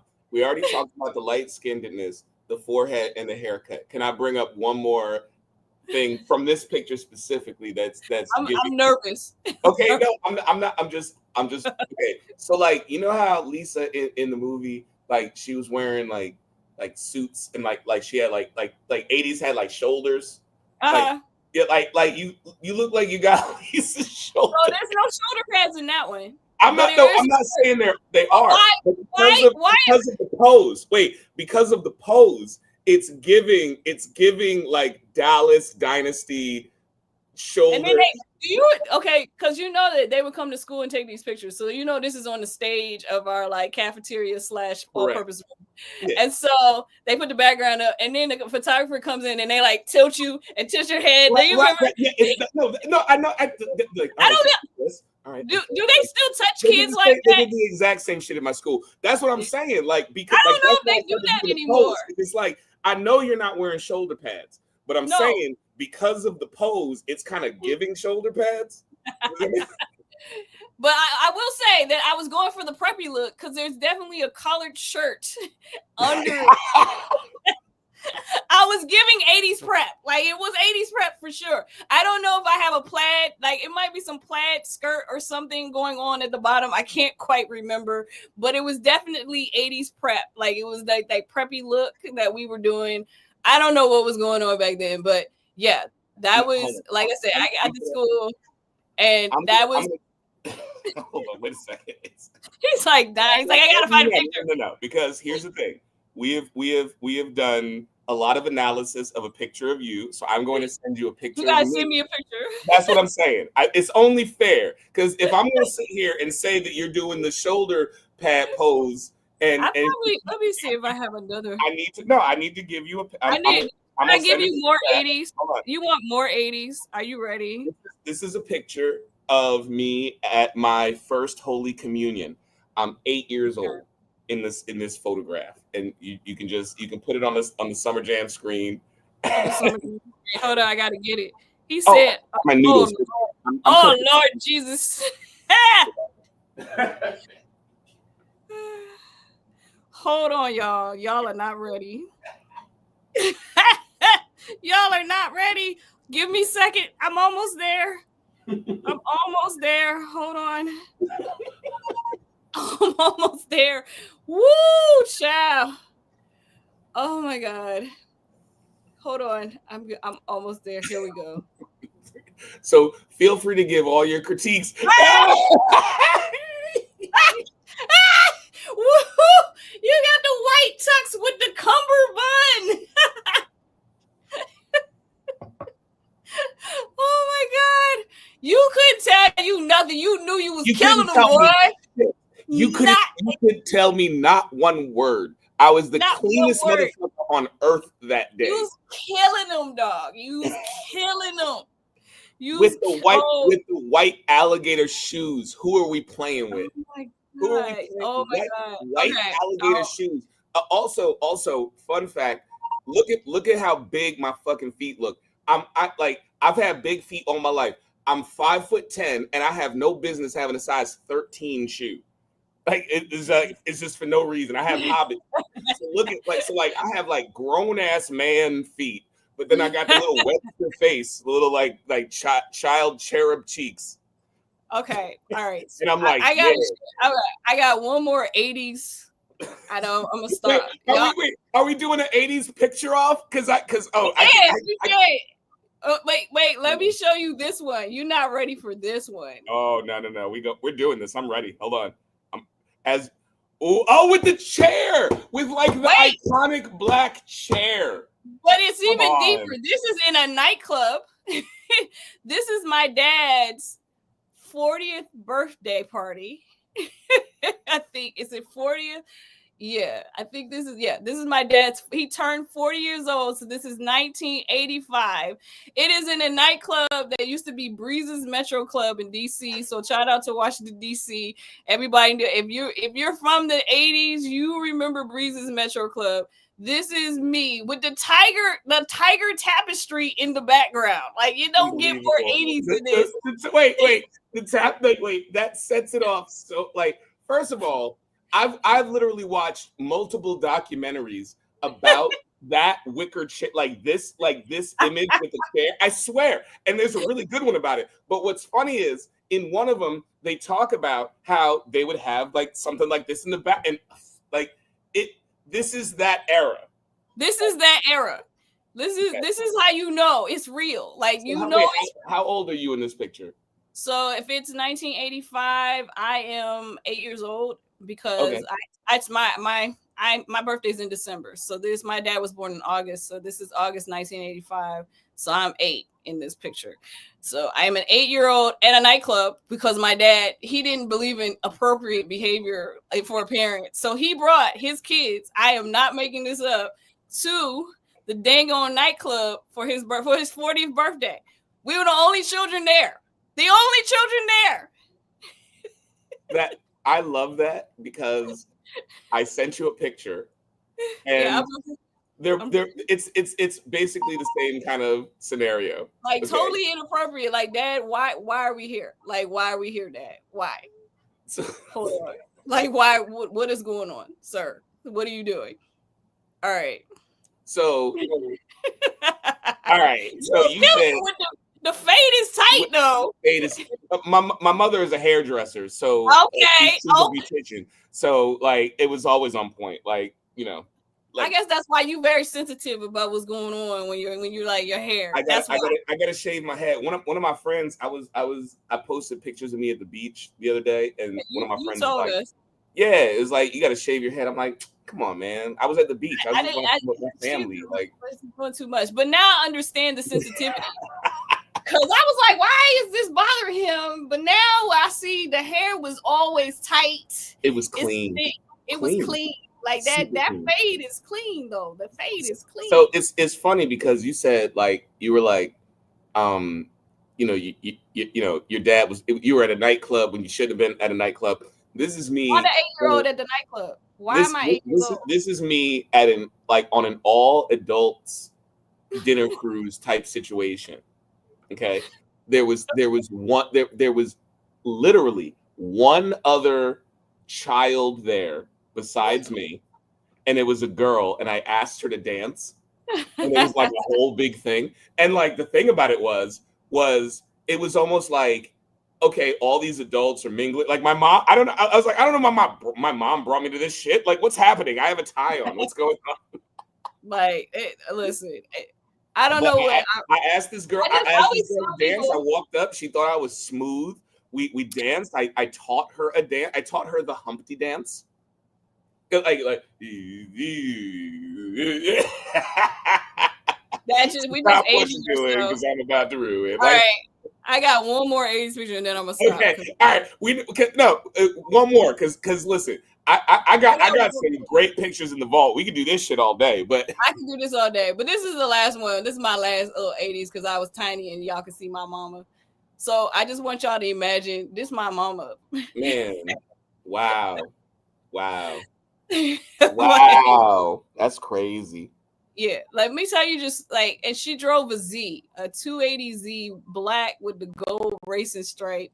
I want you to imagine this woman picking me up from school every day and the way the boys would react to this is my mom every day. I just want to just talk about how, like, I don't know, like you probably had the same thing, like your mom would come to school and the boys would be like, oh man, that's your mom.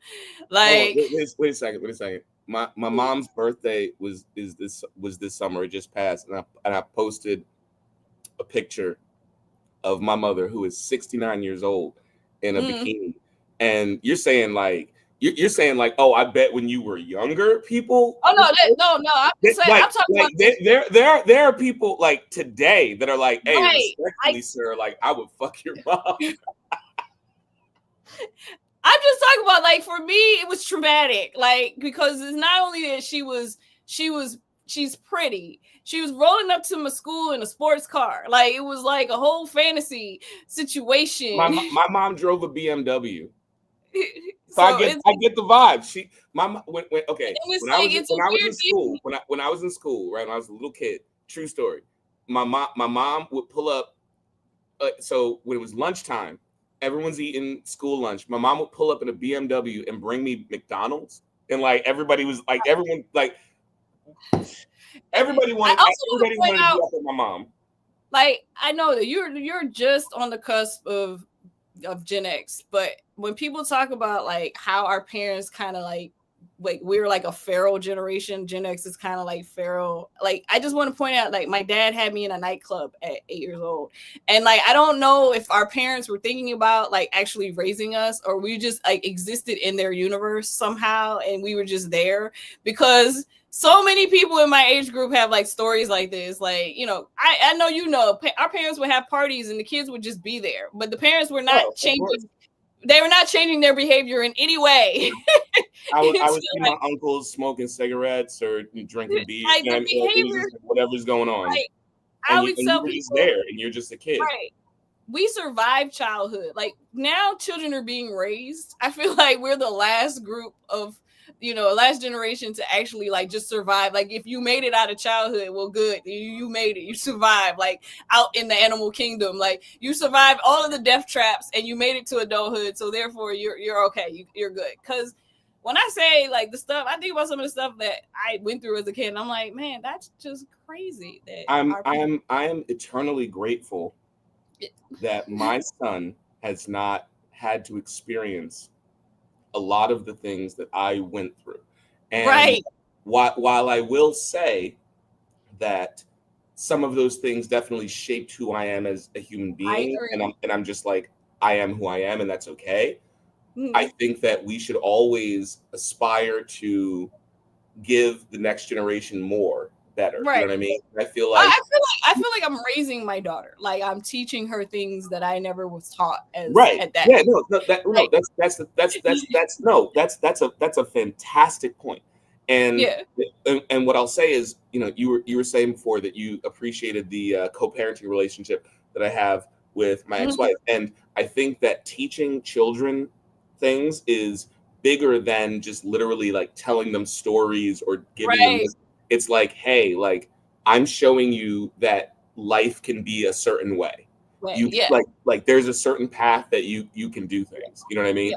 Like And no, it's like I mean, again, like my son knows that I've made $1.01 on the internet, so he knows that that's a viable, financial stream for him if he decides to do so.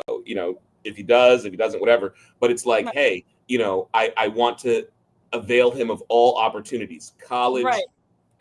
on like whatever it is, Exactly. and we didn't. And what I will say is when I say we, I'm gonna hedge my bets on that a little bit because we were just talking about your family's history at Howard, and my goodness, like I have so many educated people in my family. Like it's not even fun. My dad just graduated from Brown like the other day. Oh, nice! Congrats to him. Yeah, no, yeah. Went up to Rhode Island. That was this is when I say he graduated from Brown. He already had his master's in tax law. He already had his undergrad from Rutgers, and he was like, you know what? I'm just gonna get a degree from Brown. So it's like cool. Hey, Like, I mean, like it's Saturday. Like, why not? Right, exactly. That's kind of how. But it's like the point that I was making is that it's like you want to avail your kids of all options and Right. all avenues, and you want them to have a better path than you had. And Right. when I say a better path, like that's why I was kind of hedging my bets because I think we've both had pretty good paths. Like we've had good mentors, you know what I mean, and things like that. But like even with that, it's almost like more of a pressure to be like, well, hey, like I had it pretty good. Like I want to make sure, you know what I mean? Like my son grew up in a better neighborhood than I can't I say did. that for okay, You know what I mean? my child's okay, let me just say that my child's life is unrelatable compared to my childhood. Like I cannot relate to her in any way. Like our lives are so drastically different.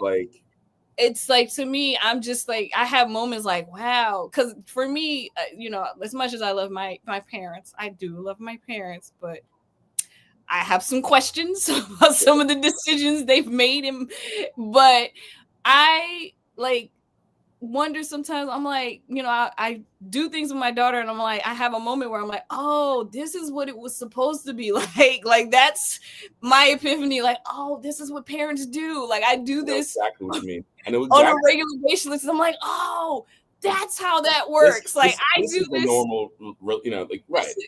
Right. I'm like, that's how, okay, that's what a parent does. Okay, I got it now. But it's only because I'm learning those things. And I tell my child all the time, hey, I'm new to this. It's all new to me. I'm learning as I go. I'll probably make some mistakes. My whole job is to get you to adulthood with as little damage as possible. That's what I'm trying to do. Like my son just spent a few days with my mom and recently came back. And without getting into like specifics or what have you, there were things that he was telling me that she was saying where he was like, what, like this is crazy. Like and it really made me realize, like the same way that you're saying, like, oh, this is what parenting is. It's like right. I was trying to explain to him, I was like, dude, this is what I grew up with every day. Like every day. She was saying this same stuff 35 years ago. And the expectations are so different. And like I said, I can't, like, I look at my child's life and I'm like, wow, I cannot relate to her, age to age. There's no it's different. It's different. Yeah. Like different. She at 17 and me at 17 were two different individuals with different, drastically different lives. And I'm like, I'm happy that her life is like, it's great improvement over my life. I think it's great. Like, I'm like happy and I'm proud that I'm able to give that. But at the same time, I'm like, Jesus, like we couldn't even, like, there was like, we'd be looking at each other. Like if it was 17-year-old me and her, we'd be like, I'd be like, wait, your mom takes you to school every day? That's crazy. Take the bus, dude. I got a job. You don't have a job? Wait, right. Money? Like, that is crazy. Wait, you don't, your parents cook they cook food for you? Oh my God. Every day? And you have options? Like options? Like crazy. Me and my ex-wife cook regularly. So he has two households where it's like he's got like you're not in the mood for fresh homemade pasta that your mom made. Dad made fried chicken and like he I'm just like, that's great. Like I would be like, wow. And get this, mom and dad get along, so you don't have to like be like feel like oh so you ate food at dad's house and not my house. And then like you said, my dad, I love, as much as I love my dad, his birthday was last Monday, and he would have been 80. Like my dad did not get to be an old man. So I was like just thinking about like getting older is a privilege. Like I feel happy to know that I'm able to age and like see the world as it changed and see like my child grow up and stuff like that. My dad didn't get to meet her. Like he would have pretty much liked her. Is your mom still with us? Yeah, my mom lives with me. Yeah, she lives here. Like I have. I didn't know. I don't feel like I've ever seen you post pictures of your mom. Am I crazy? I just posted a picture of her. That was her in the picture. No. I mean a current picture. Like I showed you like last week. We posted a picture when I was talking about we're taking a trip. I showed you. Okay. That's a current. I'm bugging. Yeah, no. I forgot. You're absolutely right. Can we show one more picture? I know I said no more. You want to put your mom in a bikini on the TV? I do. Hold on. She's 69 years old. Look at this 69-year-old woman. I'm proud of my mommy. But I was just thinking about like, okay, I have to download it. Hold on. Okay. I was just thinking about like how like my dad wasn't a dad like a dad parent dad. My dad was just himself, and he would just do things that were not necessarily appropriate things for you that you should do with your kids. Like for example, we were at his birthday party and he would take us to comedy clubs, which is why I love comedy. I absolutely love comedy now. But we'd be like the only kid in the back of the bar at a comedy club, and like just like stuff that we like he would play like all of the old Richard Pryor tapes. You're not supposed to be playing that for kids. Like yeah. It's just not appropriate. All right, there's your mama in a bikini. All right, I'm just saying. Mom, I just want you to know he told me to put it on the screen, so I put it up. I'm just saying, and let me tell you something. Like I think. Oh, she's killing them though. Like your mom's fine. She's pushing it. She's crazy. So I'm just saying. So like, just imagine this woman picking up, bringing me McDonald's 35, 40 years ago. I ain't even mad. Like everybody was like, look at his mom. Like, oh my, like she would walk in the room and it was like, oh my God. Yes. I have one of those too. No, that's why I was bringing it up, because when I saw your mom, I was like, yeah, okay, I get it. I get it, because we grew up with baddie moms. That's just what happened. Even though racism has a lot to do with this, because colorism, we already talked about it. Sure. No, I want to point out my mom has green eyes. Her eyes are green. Oh. So racism on top of it made it even crazier that my mom would show up and they were like, your mom has green eyes. Like it was over the top, over the crazy. Like, just like, because how Black people get, especially listen, Black when it comes to green, like Black people get really it was in context. I'm green. But no, like as soon as you said green eyes. Well, my grandmother had blue eyes and my mom has green. But blue, green, and gray eyes run throughout the family. So it's a lot of people in my family with those types of colors, and it's one of those things, especially back then. It was like it was a big deal. It was a big deal. My grandmother had on my father's side had gray eyes, because that's another kind of like descriptor, but like I don't know what the color really is. You know what I mean? But like it's like it was almost like you had those gray eyes, and it's like it was like the lighter eyes.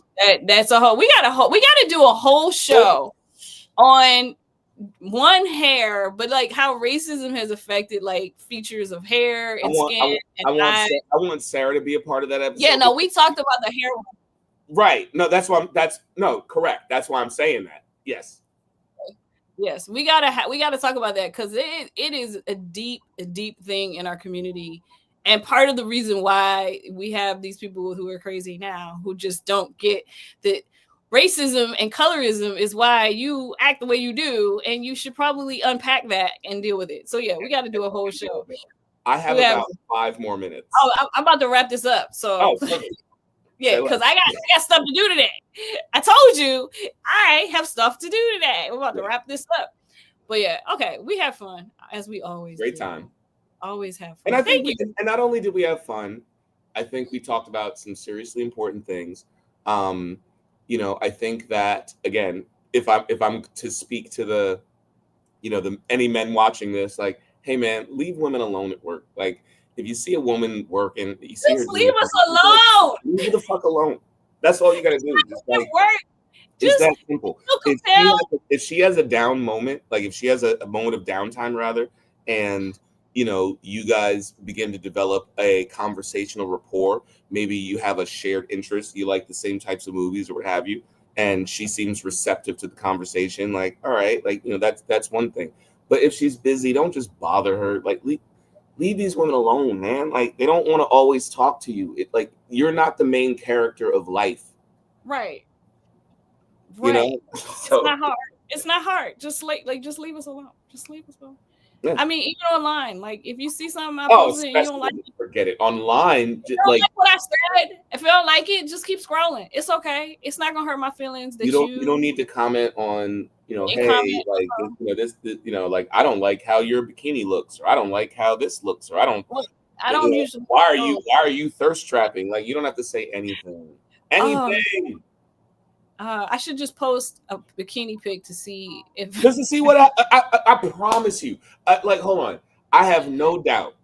You post a bikini pic right now, there's gonna be somebody in the comments that's like, well, like, like, you know, like, you just posting this. Well, I've done so well. Like, I blocked so many people. I love how, like, you know, at this point we can just block people. It's just been nice. Like, yeah. I especially because there's so much going on in the world that I just need peace. Like, so when people come at me sideways, I just hit the block immediately. I don't even like. I'm not even entertaining your negativity anymore. So it's kind of peaceful. But at the same time, I just sometimes I just like the picture. I would just like to post the pictures that I. And it's as simple as that. And like, you don't have nothing to do with anybody else or anybody else's expectations. No. You liked it. You can even just hit like on the picture and move along with your life. You don't have to say anything or send me. It's the messages. Because can I talk about one day how I hate direct messages from people who are not in my friends list? Like, I wish that was never a thing. Like, I wish that strangers could not contact me. Like, I do. Like, I honestly wish that they never made it so that these systems could, like, people who you don't know could send you a message, because I feel like it's very invasive. It's like you don't know. The thing is, it's a double-edged sword, because they do have a setting where you can turn that off, where it's only friends can message you. However, what I've experienced in trying to build a brand and like kind of make $1.01 on the internet is some of that engagement has like express itself in revenue, right? So like I have a financial stake in kind of keeping that channel open, but my Lord, are the people who message me things completely insane. I get called the N-word with a hard R like all the time. I get accused of being a misogynist. Like, I want to say like every other day, which I think is like the craziest thing in the world. Like, I don't know. Like, I mean, not to toot my own horn, but I'd like to think I'm at least on the right side of history. We all have something that we deal with. We all have, because we're raised in a patriarchal and misogynistic society. So we all have these little, I don't know what to say, little things that we all do. But yeah, that's a reach for you. Like, I'm like, really? Like, how'd you come up with that conclusion? Like, okay, what did you do? I've been told that I hate women. I've been told I hate men on a regular basis for like years and years. Like years and years and years. Like, you hate men. And that's why you're single. Like but you know what's funny? We've been friends for long enough where like Pepperidge Farm remembers when and like you had a man and you would blur his face. Okay? You know what I mean? Crazy. There was but it's like but people say like, oh, that's why you're single. Like, being single is some while being shameful single. thing. I always think it's funny that the people who use single as an insult, the Right. men who curl it as an insult, are usually single, and I'm Right. like, They're all single. All of them. Every single one of them is single. That's the thing. But it's so like, if it's an again, insult, like if okay, so like you're single right now. I'm not looking at that as some pejorative negative thing. I know for a fact that you've been in a relationship. And you know what? I don't know why that relationship ended, but what I know is that there was probably a good reason, for you, and it's okay to choose yourself I instead did. of just some man if it's not like aligning with your peace. And so it's not like, oh, you're single because you can't find a man. I promise you right now, I promise you right now, if you wanted to post a picture of you and a man I can post right a picture now, right now of me and a man immediately. I still go on dates. Like, I know people don't know that because I don't put my personal because life everything ain't for everybody. out there as much. Everything ain't for everybody. So you don't need to post the dates, but it's like, oh, like, oh, she's single. Most people are so judgmental. Like, they're so Maybe she went on a judgmental. date with a guy that like said he was gonna pay for the date and like didn't, or like people just assume. Well, the thing is, I still see women struggling with dating, and I keep telling them to get off the dating apps because I don't use dating apps. So I like, meet people in real life all day. right? All day. So like, my dates are never like the horror stories like that you see all the time. I don't have those horrific horror stories. Now, don't get me wrong, my relationship ended because the mental health was declining, and it was like, I can't do anything about this, so I had to just move on. But like, for me, I generally end up having pretty good time dating. Like, I have fun on my dates, and I don't have like the guy like was telling me what to order or told me I couldn't eat that. I don't have those, and the dates are fun. They're planned out. The guys plan them out. Like, they make like effort. I don't know. And I wrote a whole book about this, ladies. I don't know. Like, I put all of my knowledge into a book to share with you, and I'm still not having these nightmare dates that the women are having. But what do I know? What do I know? To say no, it's like when you say that, it's like, and I know we're trying to wrap it up, but I feel like we're kind of like cooking right now, so it's like I got a minute. we got like 3 minutes. Go ahead. Yeah. No, but it's like, just what you were saying about like getting off of online dating. I could not agree with that enough, and I think that this is why I think we're cooking, because I think I'm gonna bring this back to what we were saying before. We were talking about how men a lot of times don't have those interpersonal relationship skills. So I think a good way to date men is to like meet a man in real life. Hey, you see him every now and then. Conversation. There's hey, you, for whatever reason, you got to go to the post office every Tuesday to drop something off, and every time you go there, you see this guy that's kind of cute, and you guys develop a conversation. You talk, you figure out if you have things in common, and then you know what I mean. What I do when I'm like, I need a new batch of men to date, I go be social. I'm not social all the time. But I go to social events, like to parties, day parties. I don't know. Like, I got invited to a pool party this weekend. I can't go. But like, and it's in Napa. I know it's going to be awesome. But anyway, like, I'll do something. Oh, man, that sounds like it's going to be. I'm like, I got invited, and I'm like, can't go. Can't go. Anyway, but I'll go be social. And I always tell women, like, you got to go outside to meet men. Like, that's one of the hardest things for a lot of women. They don't want to go outside. You have to go outside to meet men. You just have to go. And I like to go to social events because it takes away that weird thing where it's okay for a guy to approach you in a social situation. You literally put yourself, here I am to be social with strangers. Now's the time for you to approach me and talk to me, because now I'm in the mind state of I would like to talk to people. I am being correct. You're not at work. I'm not at work. I'm not busy. I'm here. I got a drink. I'm with my girlfriends. We laughing. We're dancing. We're vibing. We're at a place for social interaction. I go and I meet guys like that. That's what I do. I go and I meet and I go to age appropriate parties. I'm not 28 years old. I'm not going to go to a bar full of 20-year-olds. I can't talk. And no 20-year-olds. They like listen, I So there's, anyway, there's a lot of men that feel differently, unfortunately, but the idea of meeting a woman that's my kid's age makes me want to fucking throw up.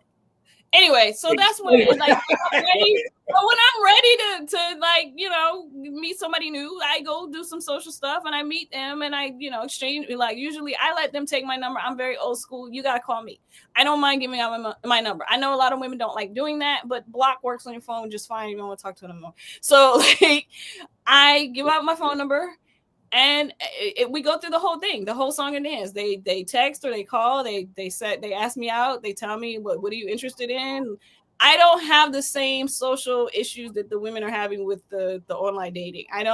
There's not a lot of texting back and forth. Most of the times the dudes call me, and I'm not a phone call person. Like I'm not a big phone call person. Like I'd rather just talk in person. Like I'm more of a texter, but it's okay. Like it's okay if you call me. If I answer, I was literally just telling somebody the other day that I 100% prefer a face-to-face conversation. I'd rather talk to you in person. And then we go on the dates, and like I've gone on some cool. Like this year, I went to Top Golf on a date. I went to can't even think. I'm like drawing a blank. Like I've gone to some like cool ass dates, dinner, brunch. Like I've gone to some like political fundraising. Like I've done, I've done all right. Varied kinds of things. Yeah. So and I'm not a person that's upset at a coffee date. I know a lot of women hate a coffee date. I don't mind the coffee date. I kind of like coffee, and I've done the coffee date thing before. It didn't bother me that much. I know that they're like, oh, it's low effort. I don't think of the cost of a date as the problem. Right. I put it all in my book. Y'all go get that book.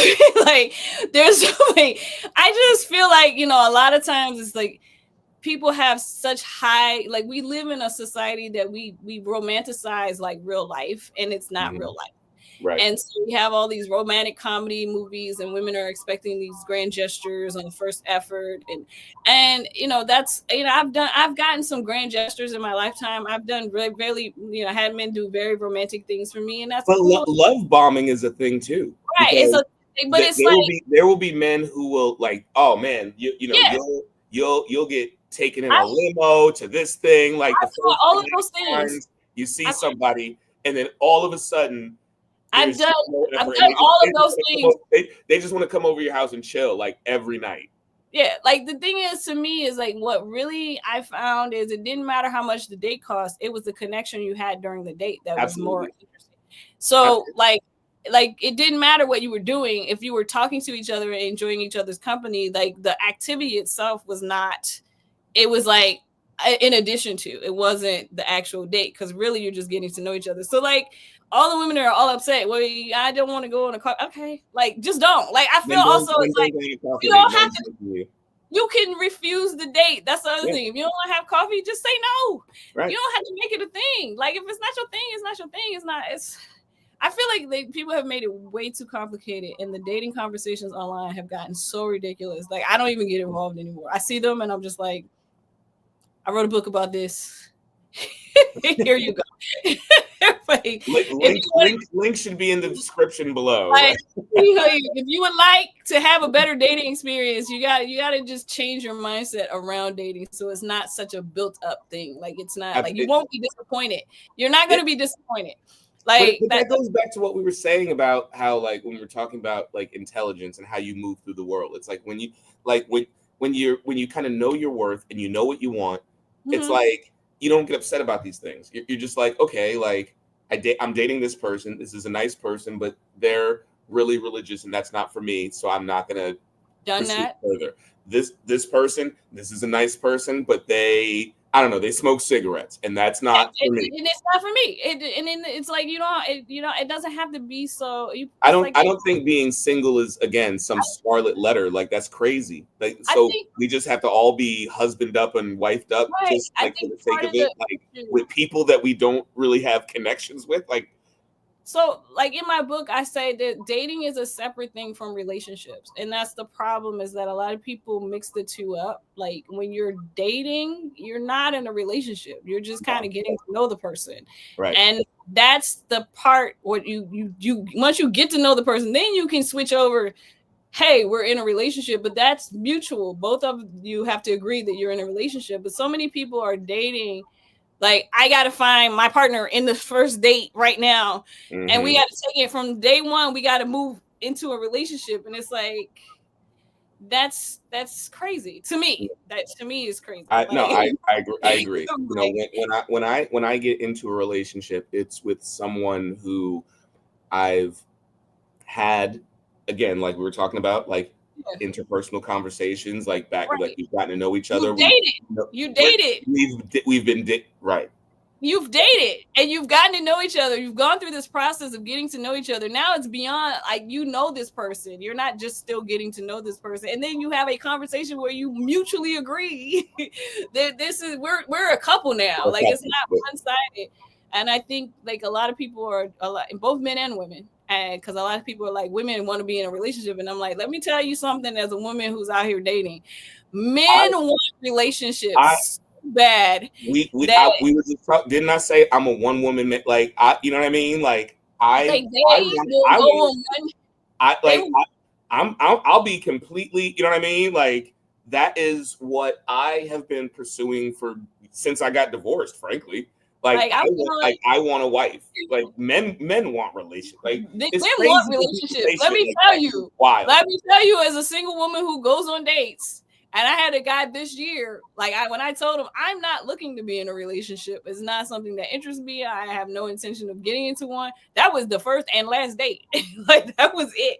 Because a lot of men, then you have to be upfront like that, because a lot of men they want a wife, they want to get married, and it's like, yeah, been there, done that. I'm cool. And that's not what.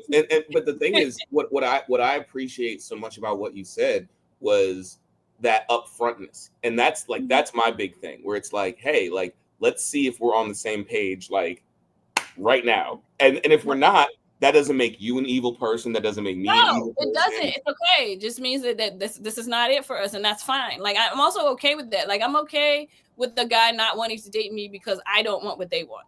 Like, that's cool. Even if I wore the wrong color, I don't give a shit. Like, if you don't like it, I don't care. Like, it doesn't bother me. I'm not hurt. If you reject me, it's not like everybody gets rejected. So therefore, if you're rejecting me, I probably don't care that you rejected me. But at the same time, it's like, okay, no problem. Let's just move forward. But when you bring up rejection, I think a lot of people, we really have to wrap this up, but I feel like we're cooking. Like, I wrote a whole chapter. It's a whole chapter in my book on rejection. Well, okay. See, first of all, this is why I need to read the book, because when you said that about rejection, like that, oh man, like that. What I think people don't realize, when you said like everybody gets rejected, that's everybody gets rejected. I don't care how fine you are, how tall you are, how rich you are, like how whatever you think you can't get rejected. Do you know how many times I have tried to date a woman and she's been like, no, you're not for me. And then I subsequently try to date another woman and she worships the ground I walk on. And she thinks that I'm God's gift to everything. And would never reject her. And then like it's just life. You literally said the next thing. What I was gonna say, and that's like, but like, that's okay. It's okay. That's life. Everyone, I said, I wrote a whole chapter on rejection, because you gotta, to date effectively and be happy in the dating world, you gotta accept that somebody's gonna reject you. Like, you just gotta be comfortable with, like, hey, that person didn't like me, and that's cool. Like, you gotta be able to do that. And a lot of people do not, especially a lot of men don't deal with rejection well. Like, I think a lot of women don't too, but a lot of men really don't deal with rejection well, mostly because they just, the emotional intelligence to understand that it's not personal, even though it's you they're rejecting. It's not really about you. When people reject you, it's like you just don't represent something they're looking for, and that's not personally. It's just you just didn't fit what they were looking for. So, But like everybody gets rejected, and then as soon as you are comfortable with being rejected, then dating kind of becomes fun. Like I have fun when I date. I have a good time. Like it's like a social activity. Like, oh yeah, I guess so. Somebody asked me out this weekend. Am I gonna go? Yeah, Right. okay. I'm gonna go have a good time, and then I have fun. I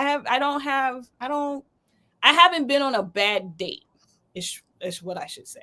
Right. I've been on dates that ended, and I never dated that person again, and that was fine. And that's But okay. and that's okay. And that shouldn't be viewed as some type of loss or defeat or what have you. It's like that is the point of dating.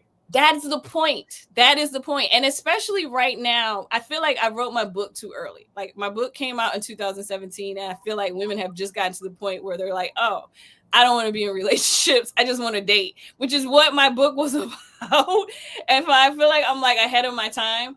But like this is how you do it, and it like fits into your life and your schedule, and you're not like upset or like, like I don't know, people get really caught up on somebody, and it's like I talk about that too. Like you why are you so like you're investing too much emotionally when you don't have to. Like you don't have to invest so much emotion into one person that you just met and you don't know, because the person I even talk about, everybody is meeting their representative. You're not meeting the person that you are like in that first few dates. That's not the real person. That's who they're representing themselves as they slowly open up and you slowly get to know that person. How is this person when they wake up in the morning, when like they're in their home? Right. You don't know. Like okay, fun fact. Okay, wait, hold on. Can I tell a fun fact about me? I know you're yes. stupid. Okay, but I'll tell you something. This is true about me. I could never be gay, and I'll tell you why. because wait a second. No, I'm telling you. I swear to God, this is so true. I have the worst gag reflex in the world. Okay, so if like a long one was going back there, I'm going somewhere with this. Don't mute me, please. Look. Can we get there? Okay. All right. We got it. You can't because you have. Okay, got that part. Okay. So when I brush my teeth like every morning, right? You get it. I brush my tongue, and I brush the back of my tongue because I don't want my breath to stink. So when I brush the back of my tongue in the morning, you might hear me go like and like that's the point that I'm making, is like that's the real, like that's not the representative. Like I'm not you're not sharing that with the woman you just met last week and going on a date with. Right. I'm gonna share. Like, hey, if you at my house enough, you gonna hear me go. I've gotten to the point that I like dating, but I never want to live with a guy again. It's because of shit like that. Right. Like I realized after my last experience that I like men. I enjoy male company. All of those things. It's lovely when I have it. When I hang out, when I go on dates, I have a lovely time. I enjoy the conversations, the activities. I enjoy. You don't want to hear a guy hacking and coughing in your bathroom. I never want to share space with a man ever again in life. Like never again in life. I don't want you in my room. I don't want to share a closet. I don't want to share a bathroom. I don't want to share anything with you at all in a home. You can come and watch TV with me, but you got to take yourself home later. I don't know what happened. I don't know what light switch went off, but the amount of peace and happiness that I have in my own space, I don't want to share it anymore. Like I'm just like that, and that's pretty much where relationships, they live in sharing space. And I'm like, so I don't want a relationship because I'm selfish, and that's okay. I'm being very honest. Really, like I would not have room in my life for a woman that thought puppets were silly. Right. And that's my choice. You know what I mean? And everyone is entitled to live the way that they see fit. Especially we're adults paying our own bill. Like, you know what I mean? Right. Like I this said, is my place. Like it may be modest, but this place is mine. You know? Like I remember in Living Single when Queen Latifah was talking about her bed, she said it's a queen size bed. If somebody was trying to share a bed, she was like, it's my bed. And they were like, it's a queen. She's like, yes, it's for a queen. Like this is it's just mine. I just want my stuff and I don't want to see none of your, I don't want to see your shoes. I don't want to see your toothbrush. I don't know, because I just realized how much I love my space, your own space, and my own space. And I'm like, oh, well, that takes me right off the market. Like, it's just like, oops, okay. And I'm like, well, that means like forever. I'm like, yes, that's cool with me. Like that works.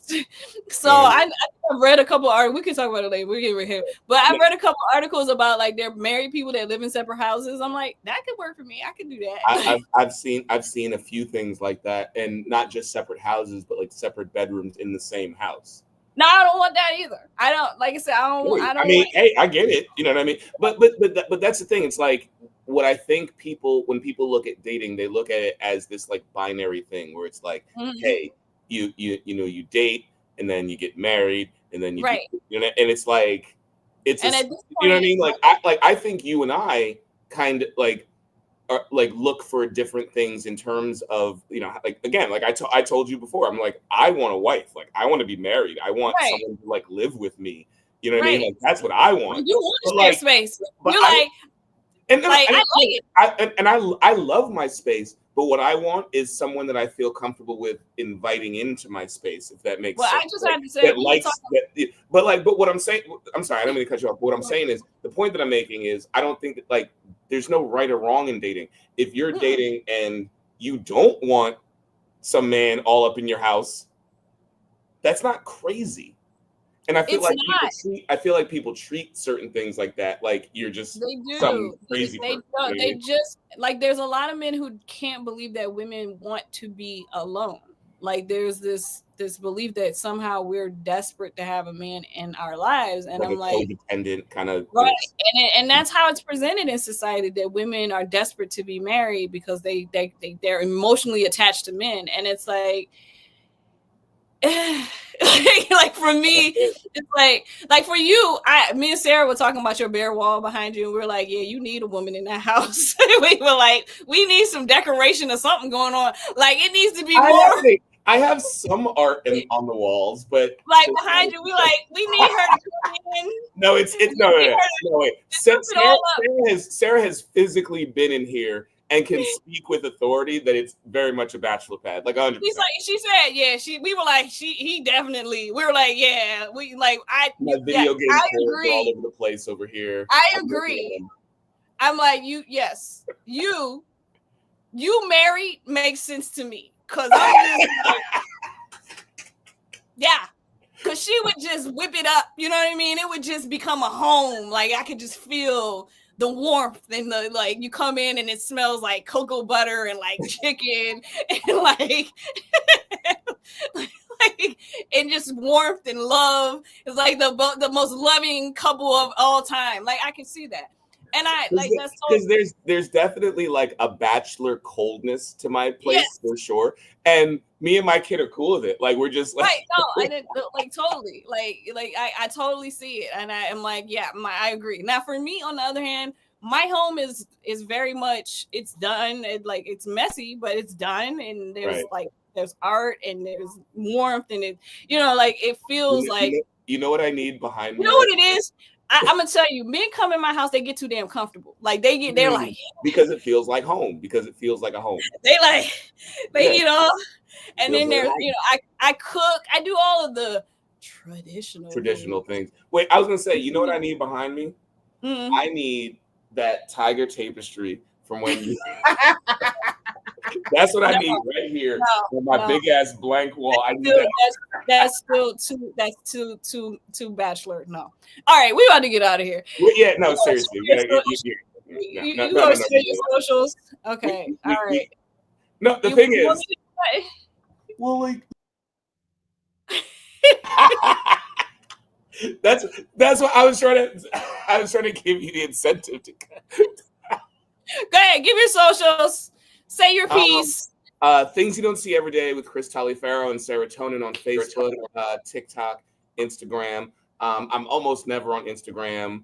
It's usually just the Facebook page, but I'm working on that. I know I've said that a bunch of shows in a row, but it's true. I'm just busy. I work a bunch of jobs. Like I told you, some of the jobs I work, women are just getting harassed. So I have all the kind of time in the world. But again, Things You Don't See Every Day with Chris Taliaferro and Serotonin. Shout out to my podcast co-host, Serotonin. Anchor.fm/Things You Don't See podcast. Even though they changed the link, you can still go to anchor.fm/Things You Don't See podcast and find our podcast and listen to all of our back episodes. I'm currently in the process of editing some audio that was some lost audio for some new episodes, but it's going to take some time because some of the audio was corrupted, but I'm trying to recover it. Anchor.fm/Things You Don't See podcast. Sorry. All right. I'm rambling. I'm done. It's okay. All right. So first I want to share, is it going to pop up? Okay. So I think I told you guys, there's my mom. You were saying you hadn't seen a picture of her, but there she is again. So me, my mom, and my daughter at the end of the year, we're taking a trip. So if you know Black-owned businesses, small businesses, anybody that would like to get any kind of content created outside of the country at the end of the year, this is in December, please hit me up. And you can hit me up on many places. I am Kai Nicole on Facebook and Twitter. I am Kai Fly Mommy on Threads and Instagram, and I think I'm Kai Nicole on Blue Sky as well. You're right here on my channel. Make sure you hit the subscribe button. I also have a link on this channel in my post to just, if you are a business and you're interested, and it's all over. So you'll find this link wherever I post.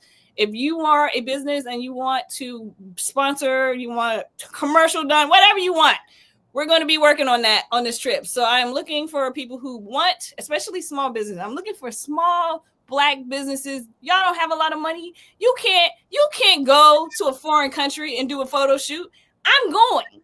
This trip is happening whether you decide to sell your product with me or not. The trip is happening. So if you would like to get the opportunity to get your product featured in a foreign country with a family, and 3 generations at that, because it's my mom, me, and my daughter, 3 different generations, 3 different perspectives, this is your opportunity. So please go ahead and hit that link. Sign up. Let me know what you got. And no offer is too small, because I'm trying to really work with different people, work with smaller businesses, especially Black women-owned businesses. And also, do you know any Black travel accessory companies? Because I'm having a hard time finding. I have been looking. I don't personally know any, but I found Black companies that make like 1 or 2 things, but not a Black travel accessory company. Right. Yeah. And I am looking for one. Isn't that crazy? And it's crazy. I'm just off the top. The thing is, I know a lot of Black businesses off the top of my head, but that's one where I'm I can't think. I know that there are Black companies that sell bags, and I know that there are Black companies that sell beauty products, and I know there are Black companies that will sell eye mask or but travel accessories. Just this is what we make. I haven't found one. So if you know of one, please send them my way, because I would love to work with them. So yeah. So anyway, that's the show. That's everybody. All right, I'm hitting the button. Thank you for joining us. Bye. And let's see if